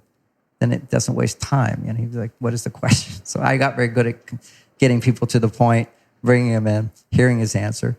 Then he would say, okay, you go out, find the questions. I'd bring him in and say, okay, you know the answers, go tell them. So then I would go out and tell them the answers. Really? Yeah, so I became really well known for having the answers. What Maharishi would say. Maharishi would say this. And people loved it, because now I tell stories about myself. They're fun stories. I used to tell all these stories about him. People loved it. They felt closer to him that way. And I was a bit of a celebrity, and some people were jealous of me. Some people loved me, just like it is now. So then what happened is the magnet, I didn't feel it anymore. But I felt like for those last few months, people would ask me, what would Maharishi say about this? And I said, or they would say, what about this? And I would say, some answer. And they would say, did Maharishi say that? I said, no. So these answers were naturally coming out of me. And just it became clear as day what a good answer would be. And it wasn't always with him. And then I started finding these answers coming out of me that were a little bit in conflict with what he would say. So that was happening. So it was more like my voice now. In a sense, I'd gotten my master's degree, which was I can copy. That's what a master's degree is when you master some body of knowledge that other people developed. Then PhD is where you develop your own knowledge. That's where you have your own original work. So I had to leave the master to develop my PhD, so to speak. Didn't know that. I just knew that I didn't feel that draw. And my brother, Jimmy, was bipolar, and he'd come to live with me, hoping that TM could, and I was in Europe with Maharishi, that the meditation would help him. It didn't. And he wanted me to help him. So I had a choice. I could continue being this celebrity in the TM movement and meditating. I could go help my brother. So I decided I would go study psychology and flew out to California to study psychology to learn something that might help my brother. Wow. And there's a lot of pieces in there. It's a big story, but that was really the gist of it, is to help my brother. And then when I started studying psychology, I was also homeless for a while. I had no money. I just, grace comes to me always. So I'm sitting there going, well, my car broke down. I had this old car. I'm driving around, but then it broke down. What do I do? I'm waiting for like the angel to appear and nothing happened. I'm on the beach and it's cold. It's Santa Monica Beach, but it's cold at night. And there's a lot of homeless people there and it's scary. And on some nights we go get a hotel room and I'm sitting there. Half the people are just released from a mental hospital. And I was like, God, have you forsaken me? What is this? I was in an ecstatic state of God consciousness where everything was God, but at the same time, it was scary. So there were these two aspects happening together. And I'm sitting around the fire one night, and the guy said to me, John, have a beer. I said, no, I don't drink. And he said, no, you should have more fun. I said, no, I'm enjoying myself. I love to teach to you. And they said, well, we'd love to listen to you too, but we have no idea what you're talking about. And that was like a hammer dropped. And I learned one of the most important lessons of my life. You can't be everything to everybody. And that these people weren't my audience. That I'm here to be of service, but this wasn't my audience. There's plenty of people who are my audience, and I need to find them or let them find me. And this is like a big theme in my life that's brought so much peace to me. Because so many people, there's so many problems in the world, the bad water, the global warming, the bad politics, the bad this, so many places. You can't do it all. You find what you can do. If I could do it all, you wouldn't have a job. Yeah, right. Nobody could do anything. We complain, we're the ones who are supposed to solve the problem. And so you find your way. So it gives me huge peace because there's so many different things that I want to help. But I have to go, well, here I'm helping a lot with this by bringing more love into the world. That's my gift, helping people understand each other and have more love. I probably will write some more books on this advanced meditation, but it's really more about opening your heart anyway. But that's really the key. That makes absolute perfect sense. And obviously you stumbled across something that you're really good at because of the immense success you've had in the genre of helping people relate. Yeah. Which I think, I don't know if, it's one is more impactful than the other, but still the act of learning how to meditate and explore consciousness is still by and large a solo expedition. Whereas in relationship, if people can create a conscious relationship as you teach, and if they decide to have offspring and that relationship is then modeled for their kids, right, then you would think that their kids would eventually evolve probably to have conscious relationships and so on, which is probably more of a mushroom effect, in the long term. I think they're both very, very important. I don't. I guess it's not one or the other. It's not one or the other. It's your path ended up also being hugely impactful. Yes. I mean, it has been in my life. I mean, I still listen to your shit all the time. Thank you. Because I'm just like, God, I got to figure this thing out. I want to get along with said partner. And, there's definitely fundamental differences between the male and female brain and hormonal systems and all the things that you teach and more, and communication and everything, and getting an understanding of that, I'm sure has made me a much better person and a partner. I want to touch on one thing. It's so funny. We ended up really spending the whole time talking about all of this, which has been fascinating. As usual, I have like 3 pages of notes that we're probably not going to touch on. We'll do it at another time. But I'd like for people to know, because I get this question a lot, and you would probably have some historical reference here of how TM kind of became this organization, and then certain people, such as a Tom Knowles, seem to have broke off and really have taught and shared the same essential practice of a mantra-based meditation, calling it Vedic meditation, which I learned many years ago from my teacher, Jeff Cobra, out in LA.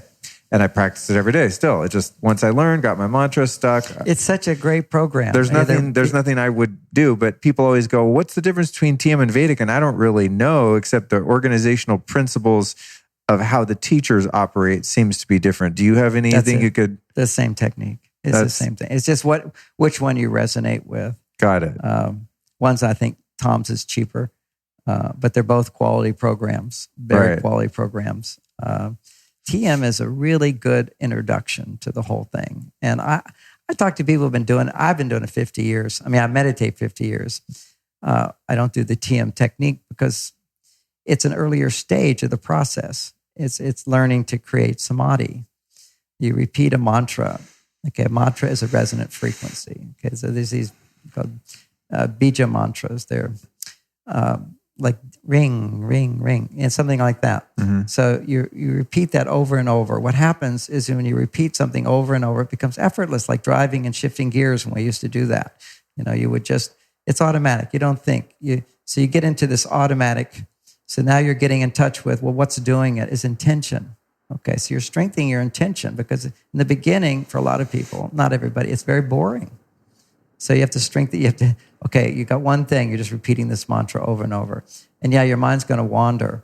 Now, what Maharishi brought to the tech table, which wasn't commonly taught in India, is concentration. You should concentrate. You should try hard to concentrate. Now, when I meditate, I'm in a deep concentration trance. There's no thought. There's just whatever my intent is. And I usually meditate on love or something, but it could be other things too, serving.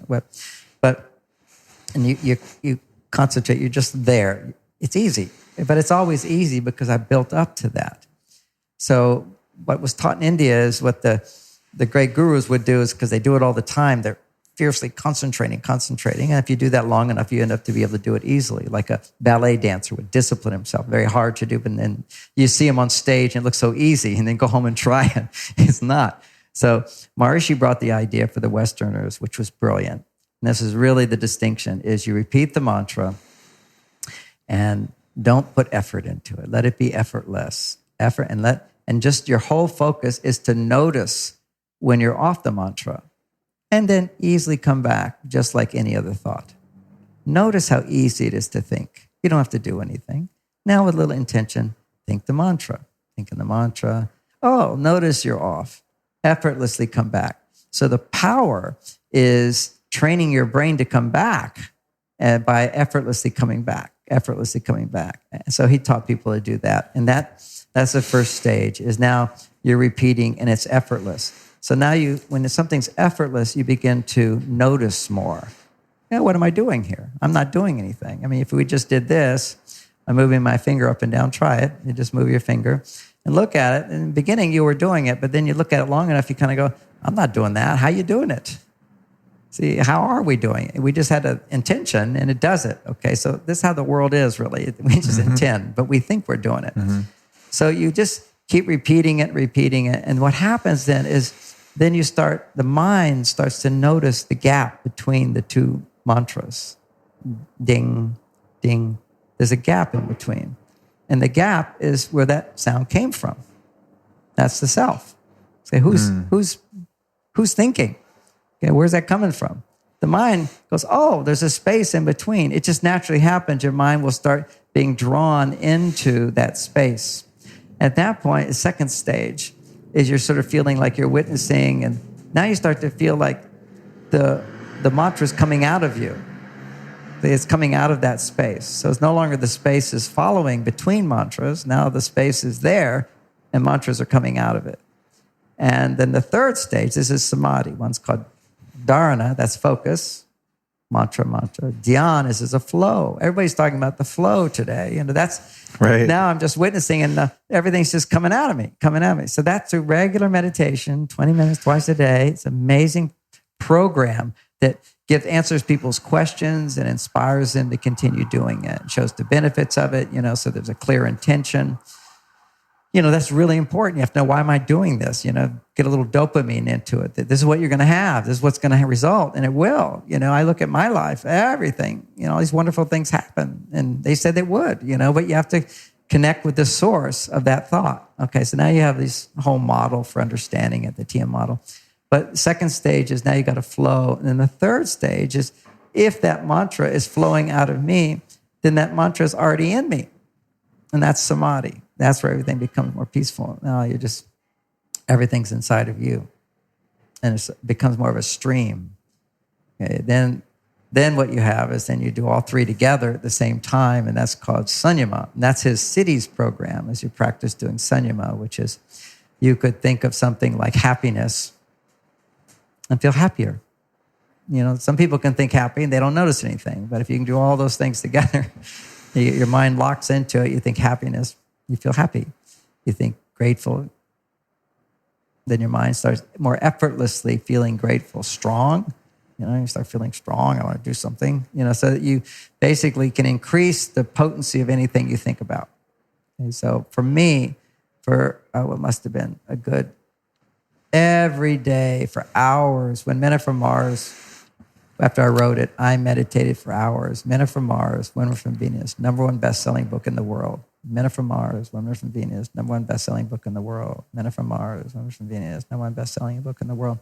Stayed on the bestseller list, #1, #2, almost 4.5 years, 5 years on the New York Times. It's still in China. Hundreds of millions of people buy that book. It's just, it's Isn't crazy. it the biggest selling relationship book of all time? Yes. Yeah. That's insane. Yeah, it's huge. I mean, because you go into any, well, you don't have bookstores anymore, but go on Amazon, I guess, and look up relationship book, and there's thousands of them. You know what I mean? It always, it would be much higher, except they don't rate the thousands of books they sell every week, which are for $1. You can buy all my books for $1 because they're all used. I mean, there's millions of my books, 50 million books out there. People get them from libraries, and they sell them online. So you get these $1 books, $2 books. So I'm happy with that. I mean, that's great. I'm glad the books, it just continues. I do a lot of work in China now because China's a big country and it's expanding, and they also really need it as well. Mm-hmm. In America, a lot of people feel, oh yeah, we know that guy. It was big in the 90s, so to speak. In the 90s, it was USA Today said it was of all the books, nonfiction, paperback, hardback, whatever, biggest seller of the decade. And it was of all the books. Wow. Yeah, it was a big seller. That's madness. Yeah. Yeah. Well, I remember in the 90s, it was a book that I was aware of, but I was in no state to have a relationship with them that was meaningful in any way. But it was the book that older people used to get better relationships. That's right. That's how it's seen by the younger generation. But when they see it, they got to go, whoa, this is up. This is me.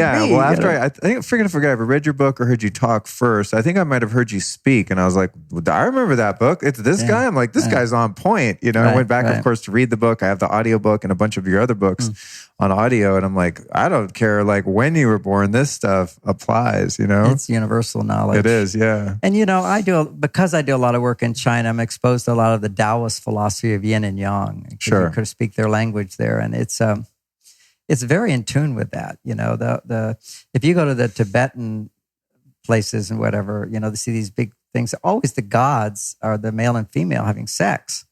That's like the highest thing. And what that is, that's the symbol, if not actually happening, but the symbol of the male and female coming together. And that's what's happening today in the world is your generation and younger generations, they have greater access to spirit, whether they're meditating or not. So they will progress their meditation much faster than we did in those days.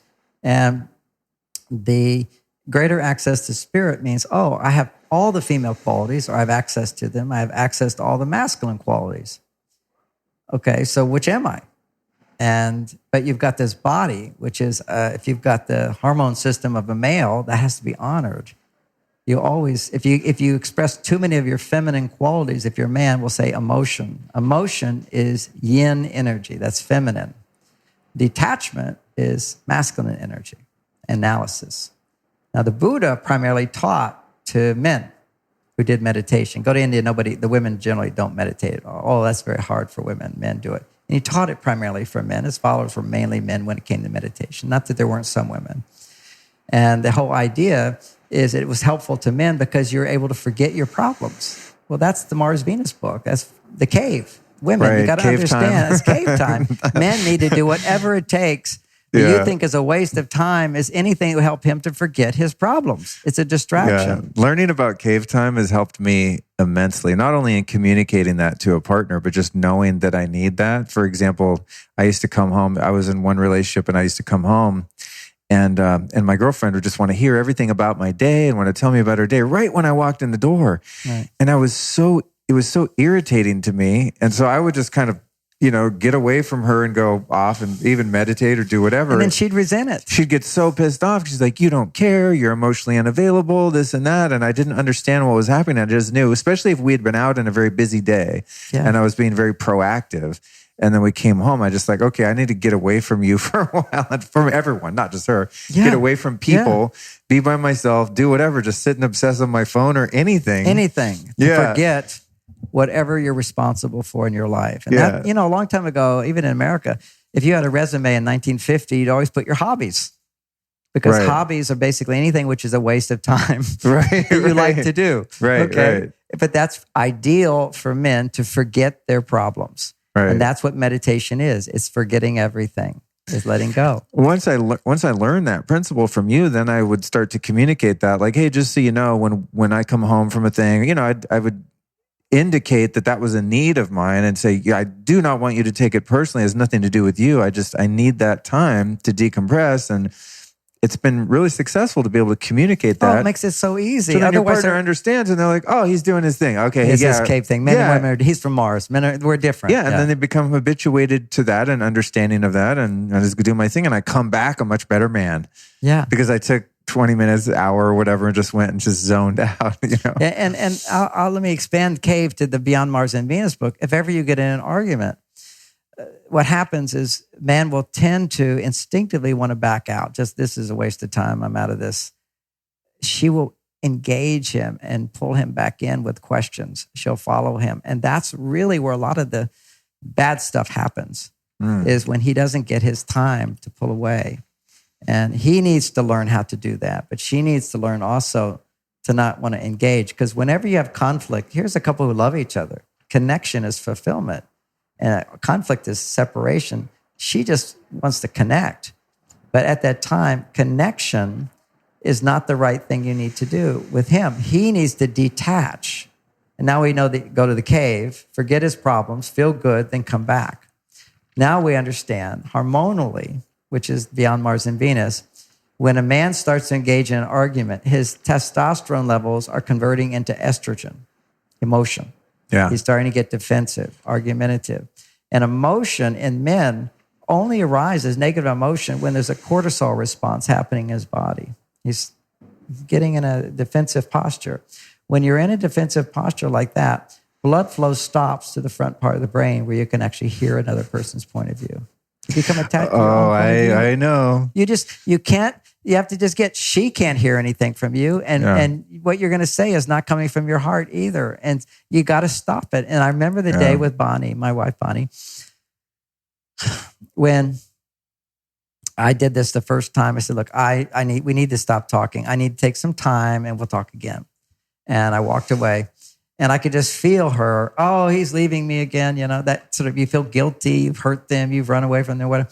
But when I came back, she thanked me. And she said, John, thank you so much for taking that time so we could center ourselves. I really felt safe. I feel safer now. Wow.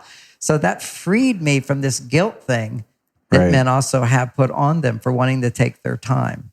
Because it does hurt a woman. She feels, if she doesn't understand it, if she thinks you're leaving me as opposed to, no, I'm coming to my cave so I can come back and give you more. And I can't do that right now. And sometimes women will say to me, well, why can't he do that? I say, just imagine your husband's in a wheelchair. Now, you can't say, well, if you love me, you'll walk. You just can't say that. Well, you've got a man, it's his biology. If he gets upset, he can't be loving. He needs to take alone time. He needs to disconnect, which increases testosterone, which is what meditation was for. It was to help men keep when they're not feeling good enough, their testosterone goes down, and then they feel emotional and get angry and irritable and grumpy and all that stuff. That's a male going out of balance. So if he can have meditation, he can do something he's good at. He just does it. It's real simple to do. You just do it and do it and do it. Your mind becomes quiet. You forget your problems. But you have to have the intent to forget your problems. You can't just, mind will start molding it over and you go, no, that's a waste of time. It's amazing what intention can do. If you just say, look, that happened. It's not good to think about it now. Forget it. And the problem today is many people in psychology will say, no, you should process it. You should process it. No, don't process it till you're feeling good. Right. When you're feeling good, then process it. Yeah, because when you feel good and you can come back, you have, I find, an ability to be more objective about the whole scenario, and especially what I might have done to contribute to the problem. Yeah. And that's not just objectivity, that's accountability. Okay. Because when I'm upset, my mind just goes to mashed potatoes. And it blames. Yeah. And then no resolution is going to happen because I'm either offensive or defensive, and it's just a trap. Right. But if I can go away and I go, you know what? I was being kind of a jerk back there at the restaurant. Let me own that. I can go back in and say, hey, listen, I'm sorry. And also the thing you did, and assume responsibility and also be able to communicate my needs in a way that's healthier and isn't accusatory. If it's done without a demand, the whole key is asking for what you like by sharing preferences. This is what I would have liked to happen. You want to know what I would like for you to have done or said? Don't push it on them. Anytime you see, the whole thing that destroys relationships and our life is when we push and we want to change it, force it to change. And it's no more dramatic than an intimate relationship. You start out, you find someone that actually loves you and you love them, and it's like so good. Then you want to now change them. And that's like the ultimate insult. But we do it. And men do it with emotions. All of our monkey emotions, okay, they're like these automatic reactions, are manipulation. Just take it as that. That's what it is. If you're afraid, you're trying to get out of something. If you're angry, you're wanting to intimidate. You should do this for me. Oh, I'm afraid I don't have to do that. Now you're getting out of something. If you're sad, you're eliciting compassion, empathy to get more support. They're primitive ways to get people to do things for you. So when we don't know what to do to get what we want, the brain reverts back to this instinctive conditioning, and that we also learn from our parents as well to some extent. Oh, that's interesting. It's to get your needs met. So in other words, if you don't have the understanding of how to communicate, to know what your needs are and have that awareness, then to communicate said needs, then your default's going to be just the animal way of getting your needs met, which is really like bull in a china shop to a relationship. That's right. And men have the advantage here, which is to recognize we have an easy route to objectivity because we get rewarded for it. Because the dominant hormone in our body is testosterone. We need 10, 20 times, 30 times more than a woman. So when we detach, we actually get a reward for it. Our testosterone goes up, and we can do it much more easy than women. Women find their detachment or their centeredness by first sharing what comes up. So if they can share those monkey emotions, and when I say monkey, I don't mean to be demeaning. We could say childlike feelings. They're emotions. They're reactions. They just react automatically. These automatic reactions. If she can talk about her emotions with somebody who empathizes with her, the energy releases. And we're back to this whole idea of how you actually do energetic healing is you pull energy out of people, blocked energy. Well, when somebody empathizes with you, your energy flows to them. And because they're coming from a place of caring, the caring goes back in, and there's a healing that happens by sharing. Now, for men, the healing primarily happens by detaching, coming back into balance. Then, if you still have emotions, you can share them, but you'll be doing it in a heartfelt, non-demanding way. There was a guy, I think his name's Ken Kais, back in the 60s, wrote a book, a whole book just talking about giving up demands and living in a world of preferences. See, and what is the distinction? I really like this. If it works, that's great. Okay, there's no push behind it. A demand is, I want this, and if I don't get it, I'm going to be unhappy. And that's what the Buddha taught, which is don't be attached to the outcome. You can share what you want, but you don't get it, that's still okay, because really the major source of happiness is we have to be happy. And it's very funny. I'll talk to any audience and I say, now, whose job is it to be happy? Everybody says, mine. I said, yeah, everybody feels that way until they get married. And then they blame their partner for not making them happy. Right. You have to get, this is, if you're a successful person in business, and I say, oh, why you're not successful? It's your fault. The losers are always blaming the system, blaming somebody else. And yeah, that's valid. You can't find fault with everything. But if you want to be successful, you need to be accountable for creating your life. And that's this whole idea of you create your reality. And this is a new age thought. And there's a little glitch in that one, which is people say, what about these children? And they get abused, they get mistreated. Did they create their life? My perspective, simple answer to that, is you only create your life if you create your life. See, I create my life. And what that means is that when something happens, I go, how did I create that? How did I contribute to that? What did I say? Why did I park my car here where that happened? Why did I go and do that? What was my feeling? And did I have a little hunch that maybe I shouldn't do that?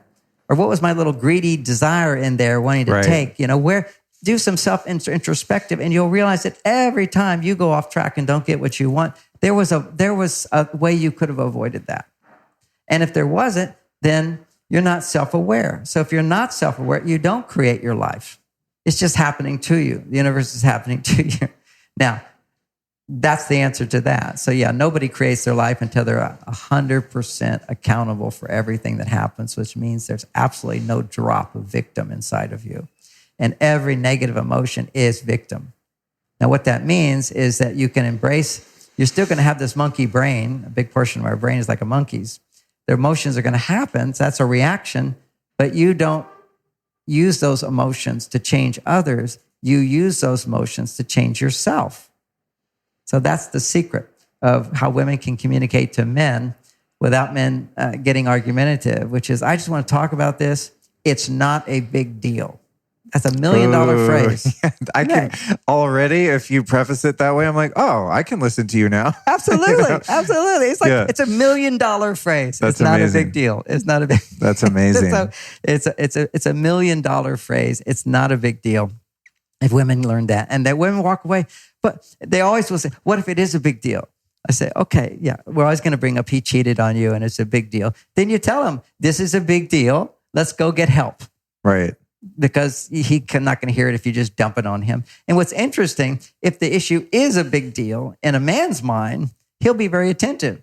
But so many of the issues that women talk about to him are things that he would go, well, no big deal, no big deal. And so let's analyze why that distinction is there. Oh, that's so good. I read this research so true, one time man. on moderate stress levels in a man or woman. Okay, traffic, deadlines, pressure, forgot to do this, got to clean up the house. Okay, this is the moderate stress of life, overwhelm kind of thing. What happens in a woman's brain? Blood flow to the emotional part of the brain, to the hippocampus where the emotional memory is, increases 8 times under moderate stress. For men, it decreases. Is that why we go brain dead when we're stressed out? That's why we will tend to detach. Okay. The first thing, imagine you're talking to your girlfriend and like, is she upset with me? Is she not? Right at that moment, you've just detached. Is there danger? Is there not? Is this a big deal? Is this not? So what you'll tend to do is detach to think about it, to analyze it, to figure out what am I going to do about this? Because when you're thinking, what am I going to do about that? That's being accountable. I got the solution. I got to find my solution. So men will tend to detach under moderate stress, and women will tend to become more emotional and more attached. They want to connect at that time, and their emotions magnify based upon their childhood conditioning and a million years as monkeys. Okay, it will magnify. And so she has this need to talk and to express, to be heard. And he has a need to be quiet and to think. So right in the middle of a conversation, women will start to panic because you're thinking too much. You're analyzing what she says. And then they get all flustered inside. So here's another $1 million phrase from my daughter, Lauren, who also teaches this stuff on my website. And she with her partner, she says, when he pulls away like that, she goes, oh, you're thinking about it. And he says, yes. immediately the connection's back. All you need Because to there's do is, understanding there's there. a connection. Yeah. She needs reassurance because he's pulling away. And women need reassurance a lot in life, and men have to understand that because we are like rubber bands, another Mars-Venus idea. We get close. When we get close, we feel love and connection. That increases estrogen. Too much estrogen, too much connection lowers testosterone. Our well-being is based on testosterone primarily. So we have to detach from estrogen land. Testosterone comes up by doing something we're good at, solving a problem, being quiet, winning at something. Anything you do that's successful, sure, your testosterone will come up. Then you suddenly start missing her again because once testosterone comes up, it's out of balance. He wants to bring in the estrogen again, so the love comes in. So that's the dance. That's the rubber band theory, which is men get close, women pull away. Well, John, we've got people knocking. And it seems like the wine is flowing out there. And I could go on with you forever. You're one of the only guests that can go toe to toe. Like I could talk to you for 10 hours straight and probably never even take a breath. But I do have one closing question here. And you can, answer this one with great speed probably. But who have been 3 teachers or teachings that have influenced your life and your work that our audience might be able to go learn from as well? Autobiography of a Yogi, Yogananda. Mm-hmm. My teacher, Maharishi, a TM course, brilliant teacher and a great person. And when it comes to my work, which is gender differences and understanding men and women and how to have loving relationships, Warren Farrell has written a book. It's called, he's written many books, but one of them is called Why Men Are the Way They Are. So this is really helpful for men. He's often considered the father of the men's movement. Really? Oh, I need to get that. Yeah, it's really an excellent book. He really explains in a way that many men, when I talk about the cave, for example, men go, yeah, that's me. Okay. So that's like a surface thing. He goes very, very deep into what we are as men, what we've done always, and how today we're not seen as the noble beings that we are.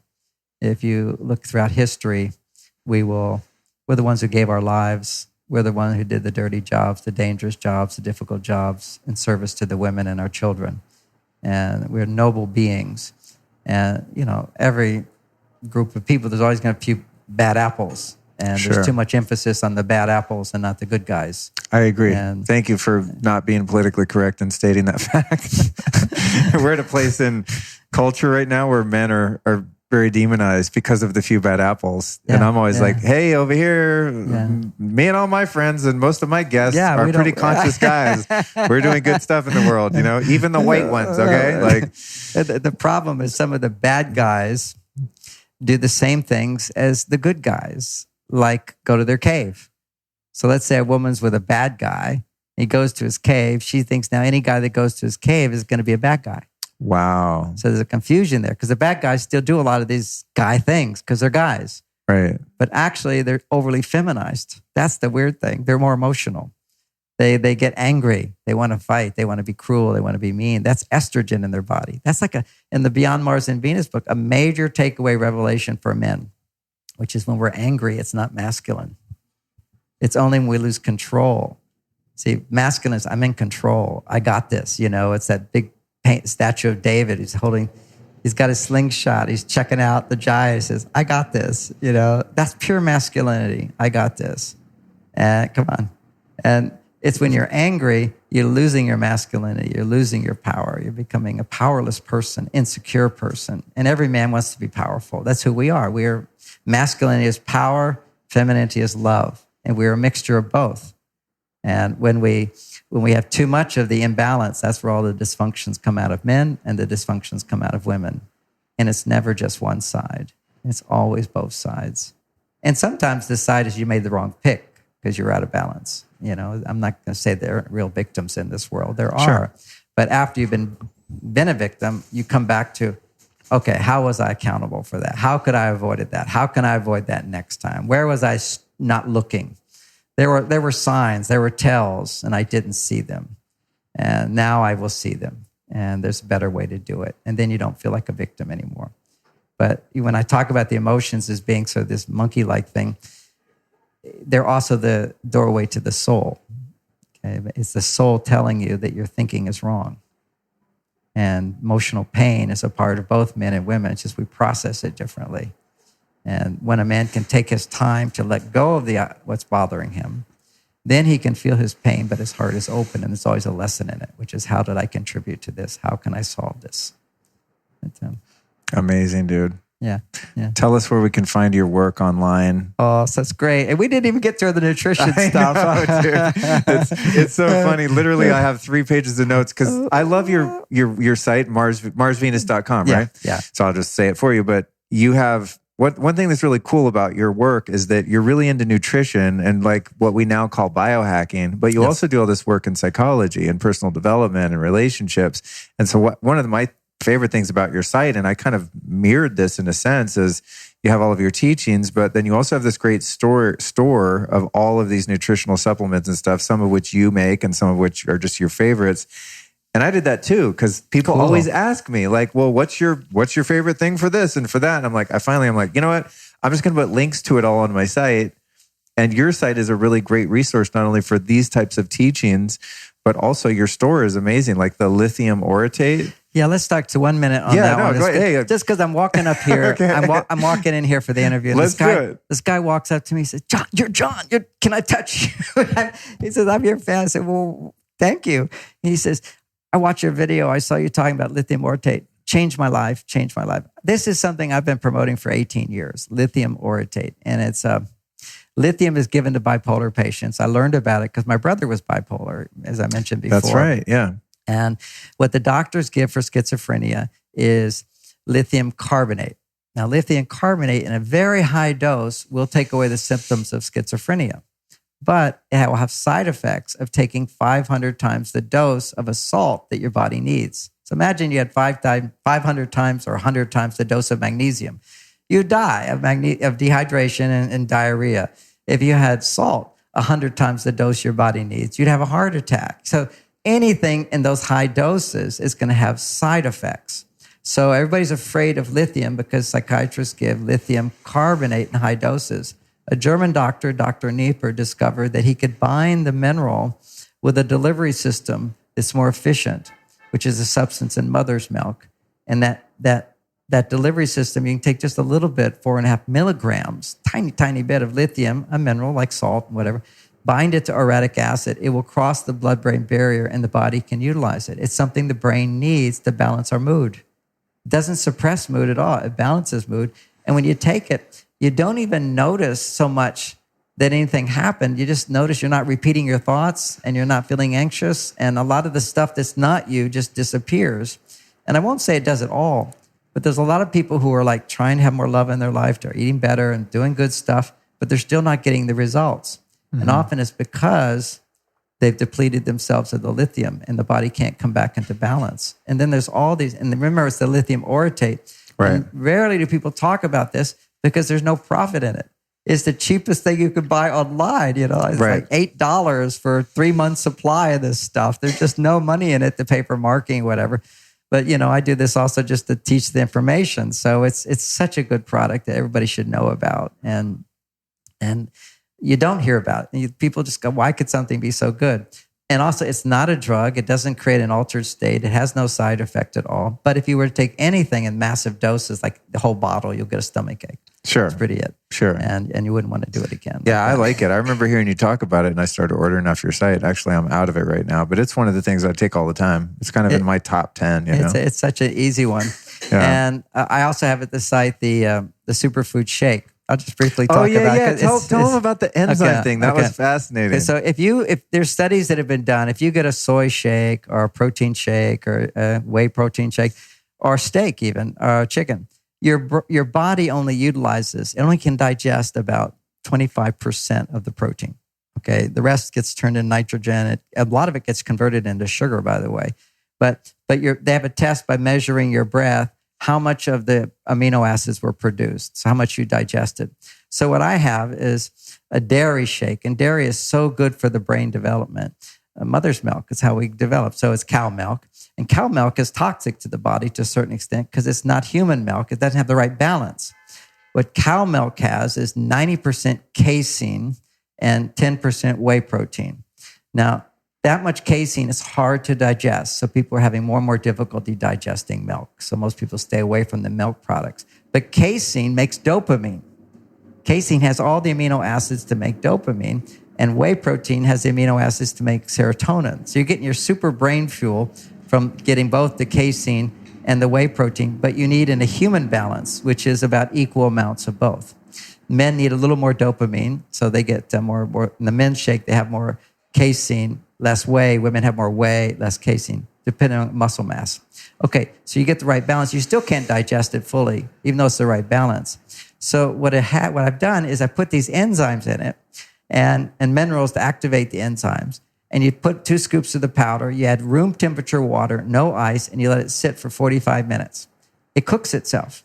It bubbles, little bubbles popping up. And you drink it, it goes right into your brain. And we had the test done, and it's over 92% absorbed by your body. Wow, instantly. That's crazy. Because it's pre-digested for you. Right. And you wouldn't get the same effect just by pounding a bunch of enzymes. Because it's not time. Your body's going to start digesting those enzyme pills and said protein shake way faster than the enzymes in your stomach that you just took exogenously could ever do outside of your body. And we know that because so it's like pre-digest. It's like how a mother bird will take and pre-digest food, like spit it back out, kind of, right? A new way of looking at my shake. It's good. I was like, I'm horrible for your marketing, but it's the same idea though. Like it's a preparation where now we can assimilate it much easier. Yeah, it's not just. If you just drank the shake, and a lot of people do, they'll take the powder, put water, put ice. It's still good as any other shake. It has a better balance of their whey and casein, but still the casein's hard to digest. You got to let it sit for 30, 45 minutes, and that casein will digest, and it's fuel for the brain. It's like the best. It's the best. That's so cool. Yeah. I didn't even know that, the neurotransmitter relationship there. That's crazy. Big time. That's so cool. Yeah. Especially I need extra dopamine because I'm so addicted to my iPhone that I think I'm very depleted on it on a daily basis. I'm working on it, but this thing, woof. All right, so I wrote a whole book on that one. Oh, yeah. Okay, that's called Staying Focused in a Hyper World. You know what? I have that on my shelf and I haven't read it yet. It's a breeze. It goes fast. It's all right. an I'm easy going to book check to it go. out. Yeah. I think I got it at one of the last conferences I saw you, and I know it's on my bookshelf at home. And I'm like, I wonder what that's about. And I haven't gotten around to it. Yeah. And as you start balancing dopamine, also sex becomes much better. Really? Yeah, because you see all right, what where's happens. that damn book? Okay, well, no, I don't say this in the book because it's for parents, for kids, but I thought you're going to have a mature audience, so I'm going to say it on your show. What happens is what ADD does, one of the major symptoms of it, addiction, any kind of addiction is a form of must have it now. Mm-hmm. Like a dopamine reward behavior? Well, what it is what ADD, what they describe as ADD addiction, same thing, is that normal life is boring and something which is high stimulation is more interesting. So the things that would be normally like broccoli would be delicious to a kid unless you gave them desserts. And now that was me today. I had broccoli and wild salmon. I ate the salmon and threw away the broccoli. All right. Well, if the brain is tuned to higher stimulation, lower stimulation, which is natural, doesn't bring as much pleasure. So on one level, on a behavior level, what you have to do is recognize, okay, I like my phone, no big deal, but I have to regulate it. And as much as I have high stimulation, I need to have low stimulation. And the transition to low stimulation is usually boring. There has to be this time where the receptor sites slowly start to open. Lithium speeds up that process. Amino acids speed up that process, make it more efficient. But the supplements won't do it unless you also give yourself the time away from the addiction for the brain to come back. Think of high stimulation like a bright light. Your pupils will constrict. You get high stimulation, a dopamine rush, the dopamine receptors constrict, they disappear. One shot of cocaine, you'll wipe out 30% of your dopamine receptors, which means that your ability to experience pleasure in life has been cut by 30%. And now, can you grow that back? Yes, those receptors will come back, and they've proven they'll come back. That's what abstinence from an addiction is. Abstinence from it. You turn off the bright light and those pupils will start to open up again. When they start to open up again, there's a period where it's still dark. So that's the boring place. And if it's an intense addiction, then it's a lot of withdrawal symptoms, but they will open up. Now, the intensity of withdrawal symptoms is dramatically minimized by feeding the body perfectly digested amino acids. Okay. And this is an organic state, not just something made in a laboratory. You got the real food there and the lithium. Lithium is very important for the upregulation of these receptor sites. That's why it works so well. It helps you balance out the extremes. So you withdraw from that, you take your extra supplementation, then you can go back and spend time there. But you have to have a balance. So one of the symptoms of that addictive tendency is I want it now. So for men, the tendency if I want it now causes them to rush the orgasm. See, the whole secret of great sex is length and quality. I mean, I have to say quality because women are listening.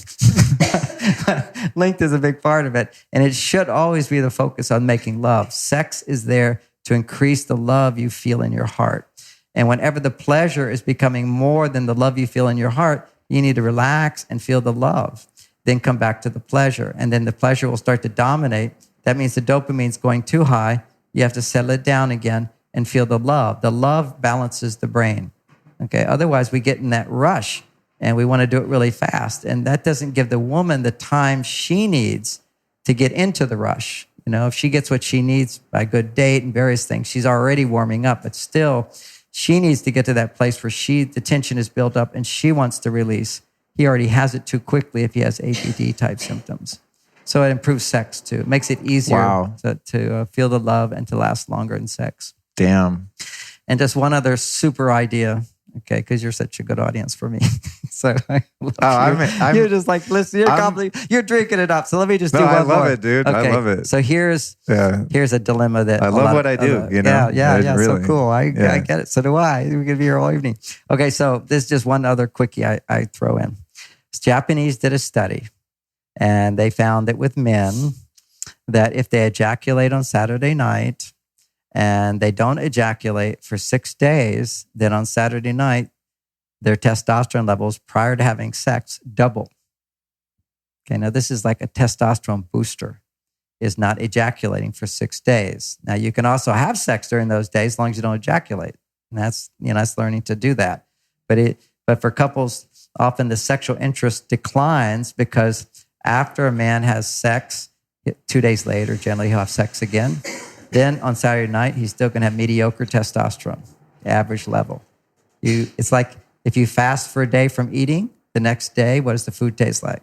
Amazing. Yeah. You want sex to be amazing, you practice fasting from sex.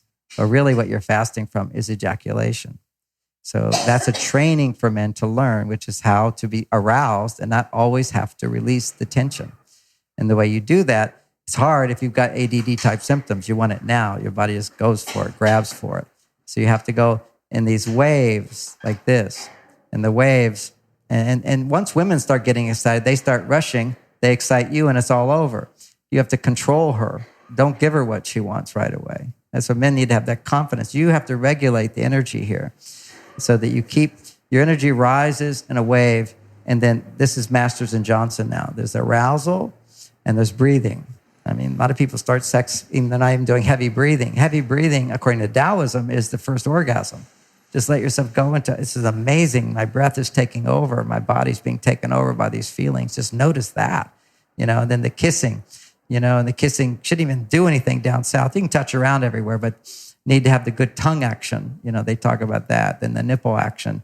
And the guy's always rushing, that her whole energy needs to come down to her body. We start down and go up. So we start there. We're all aroused, but we want to bring our energy up to our heart to connect with her as we bring her out of her head down to her heart. So a lot of touching with that whole thing, the kissing.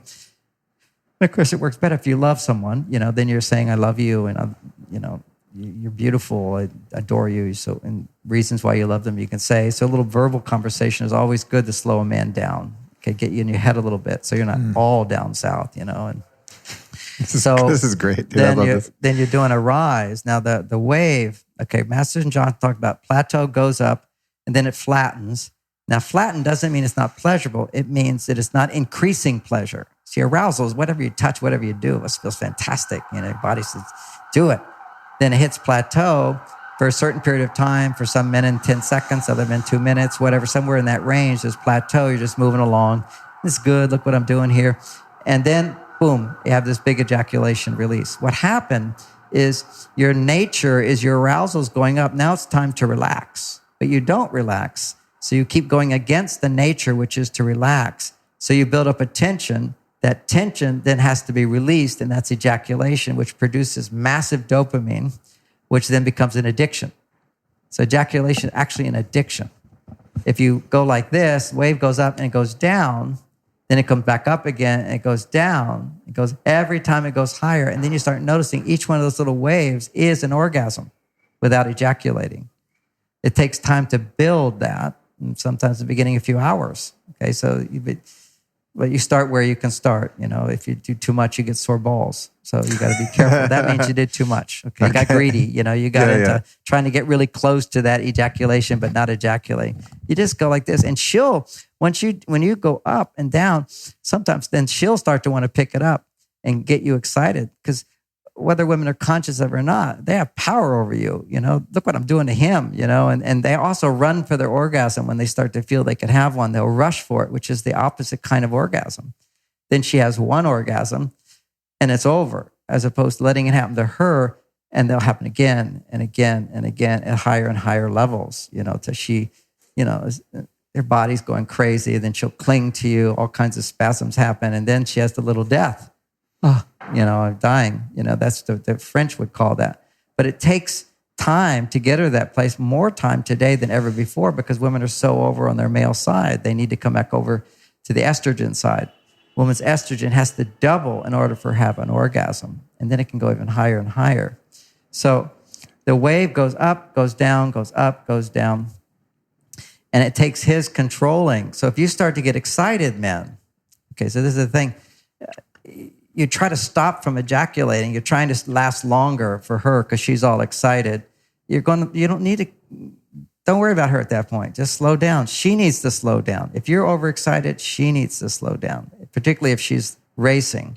Another thing that causes men to ejaculate too soon is when she's pretending to be aroused. If a woman is pretending to be aroused because trying to turn you on, but she's not really being turned on, you're doing her. If she's doing you, then your energy can't enter her. Okay, she's got to be receptive. You're doing her, receptivity. Your energy goes to her, and her response is her orgasmic response to it. And you have this orgasmic energy as well with her. And that's the union as you go higher and higher and higher with this. And this was known 6,000 years ago. This is Taoism. And they've been hours. They didn't have TV. So what did they do? No Netflix and chill, just chill. They're just under the stars having sex, But what they found is, I guess, what the Japanese found is that you wait that 6 days.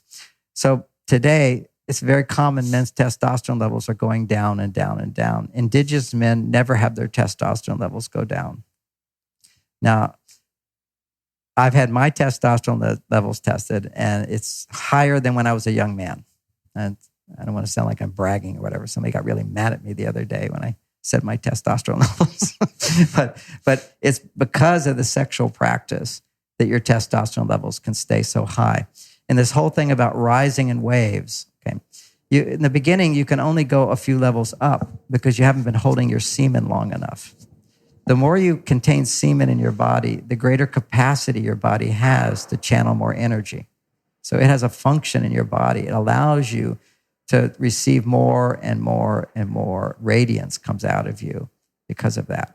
But in sex, these waves, these little peaks of pleasure become very orgasmic when you have plenty of semen in your body. And that can take 6 weeks of making sure you don't release the semen. So you would practice that. But wow. Now the problem for men today is that I wrote another book called Boy Crisis. Okay, males are having a big challenge today in terms of performance, in terms of confidence, higher levels of suicide. All these problems are happening with guys. And we talk about all the different causes in that book. I'm not going to go into that, but one of them is masturbating to porn. Every time you're doing it, just biologically, you're losing your zinc. Every time you ejaculate, you're using a whole full day's supply of zinc gone. And zinc is necessary for every neuron in your brain to work. So you just, 3 ejaculations in a day and your brain's just not going to have full potential. Okay. And every day like that, you're just depleting yourself of the zinc that your body needs. And you need zinc also to make testosterone. And it also makes every brain cell work. Wow, interesting. This is also why boys, probably why boys are so much more vulnerable to autism is because they're making testosterone. The first 2 years in a boy's life, to make the male brain, his body makes the testosterone of a grown man. And to make that testosterone, the structure of that brain, he uses up zinc. And if he doesn't get enough zinc, then the neurons can't protect themselves from mercury. And so then the mercury, they become more vulnerable to mercury poisoning. And girls are less vulnerable to it. And estrogen is also protective. After 2 years old, boys' estrogen levels are almost the same as little girls until they're 13, then they shift. So much, all that stuff. Wow. But anyway, that's so But anyway, interesting. the whole thing about conservation of the testosterone, the ejaculate for men is so, it's like gold. It's the juice. It's probably why I had such great spiritual experiences in my 9 years. I never ejaculated. My 20s, my teenagers quite busy. I like sex, but ironically, after being a monk for 9 years, the first seminars I taught were on sex. And people always say, well, how could you do that? I say, if you hadn't had sex in 9 years, that's all you think about. But what I did is I just got people together and talk about what makes sex great and how many people have those conversations, particularly back then. So that became the beginning of my whole teaching of workshops. Was I learned so much. I traveled around, had sex with girls, and I'd say, well, I've been a monk 9 years. Will you teach me about your body? And we'd have these long conversations, which would really turn them on as well. But today, most people don't do that. But somehow, because I was a monk and spiritual, they were fine to do it. Right. Anyway, so much to learn about maintaining that energy. And what's happening to the younger generation who watch your show is when they masturbate to porn, every time they're losing, little by little, their ability to be turned on to a real woman. Because they get addicted to you get more dopamine with a stranger or a fantasy or online than you could ever get the dopamine stimulation with a real woman. So what happens is you get the high stimulation, the brain goes, oh, cocaine, that's great. Broccoli's boring.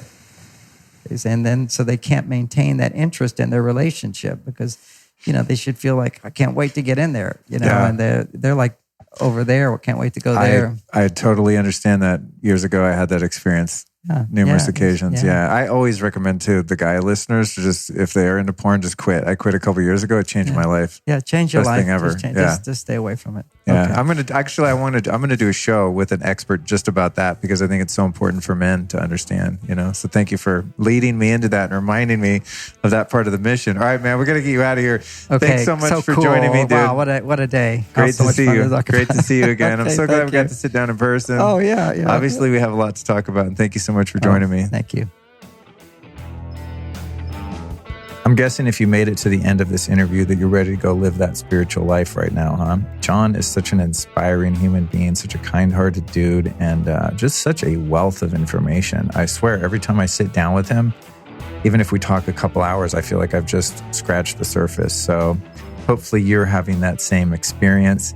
And do yourself and anyone you know that's in any kind of a relationship at all, which includes all humans on the planet, unless, of course, they're a recluse or a hermit that doesn't see anyone, in which case it'd be impossible to share this episode with them. But shoot a text to someone or an email. It's really easy to go to the lower right-hand corner, usually on most podcast apps, at least the Apple Podcast app. Click share, boink, create a link, send it to a couple people. It's a great way to get this information out because, in my view, I think we can all learn how to get along with each other a little better, right? So thank you for participating in the sharing of this show and especially listening to it. Let's thank our sponsors, Raw Optics. Yeah, rawoptics.com. I've got a collection of these glasses at this point. Let me see. I wore them out for an after dark drive and little party last night, in fact, and people were very intrigued by the color of my glasses. There was someone there wearing the $8 UVEX, like plastic ones off Amazon that are more yellow. They don't really block the blue light. And they were like, damn dog, where'd you get the real deal? I got them from rawoptics.com and I saved 10% off by using the code Lifestylist. That's what's up. Then we've got our friends over at Candor. You know what? I should go make one of these Candor Matcha Nootropic lattes right now. These things are freaking fantastic. You can go to choosecandor.com. You can also take your caffeine tolerance free quiz over at choosecandor.com, which lets you know what type of, what do they call that? Metabolizer, I think it is, of caffeine. You know, I think that I tolerate caffeine pretty well, but I took that test and I'm like kind of in the middle there, which is why sometimes coffee kind of freaks me out. So I love the Nootropic Matcha Latte over at choosecandor.com. And then, of course, our friends at Juve, the red light therapy. It's good for so many things. I'm addicted to my red light therapy, man. I have one here in the studio just for quick breaks. Then I have one up in the cottage in my backyard known as the Zen Den, where I have the full elite model in front of a vibe plate. And that's really like almost every single day my morning routine is just get naked and stand in front of that Juve thing and just get the mitochondria fired up, ease the aches and pains, keep the skin looking great, keep that collagen production up. The red light therapy is just amazing. You can go to juve.com/Luke, enter the code Luke, and get a little bonus gift when you place an order there. That's juve.com. You can also find all this stuff at lukestory.com/store. So I think that's it. Let's make sure you're subscribed to this podcast so you don't miss next week's show, Healing Almost Anything with Hyperbaric Oxygen Therapy, featuring my doctor, Dr. Scott Scher. And until then, I wish you well. This episode of the Lifestylist Podcast was produced by podcastmasters.net.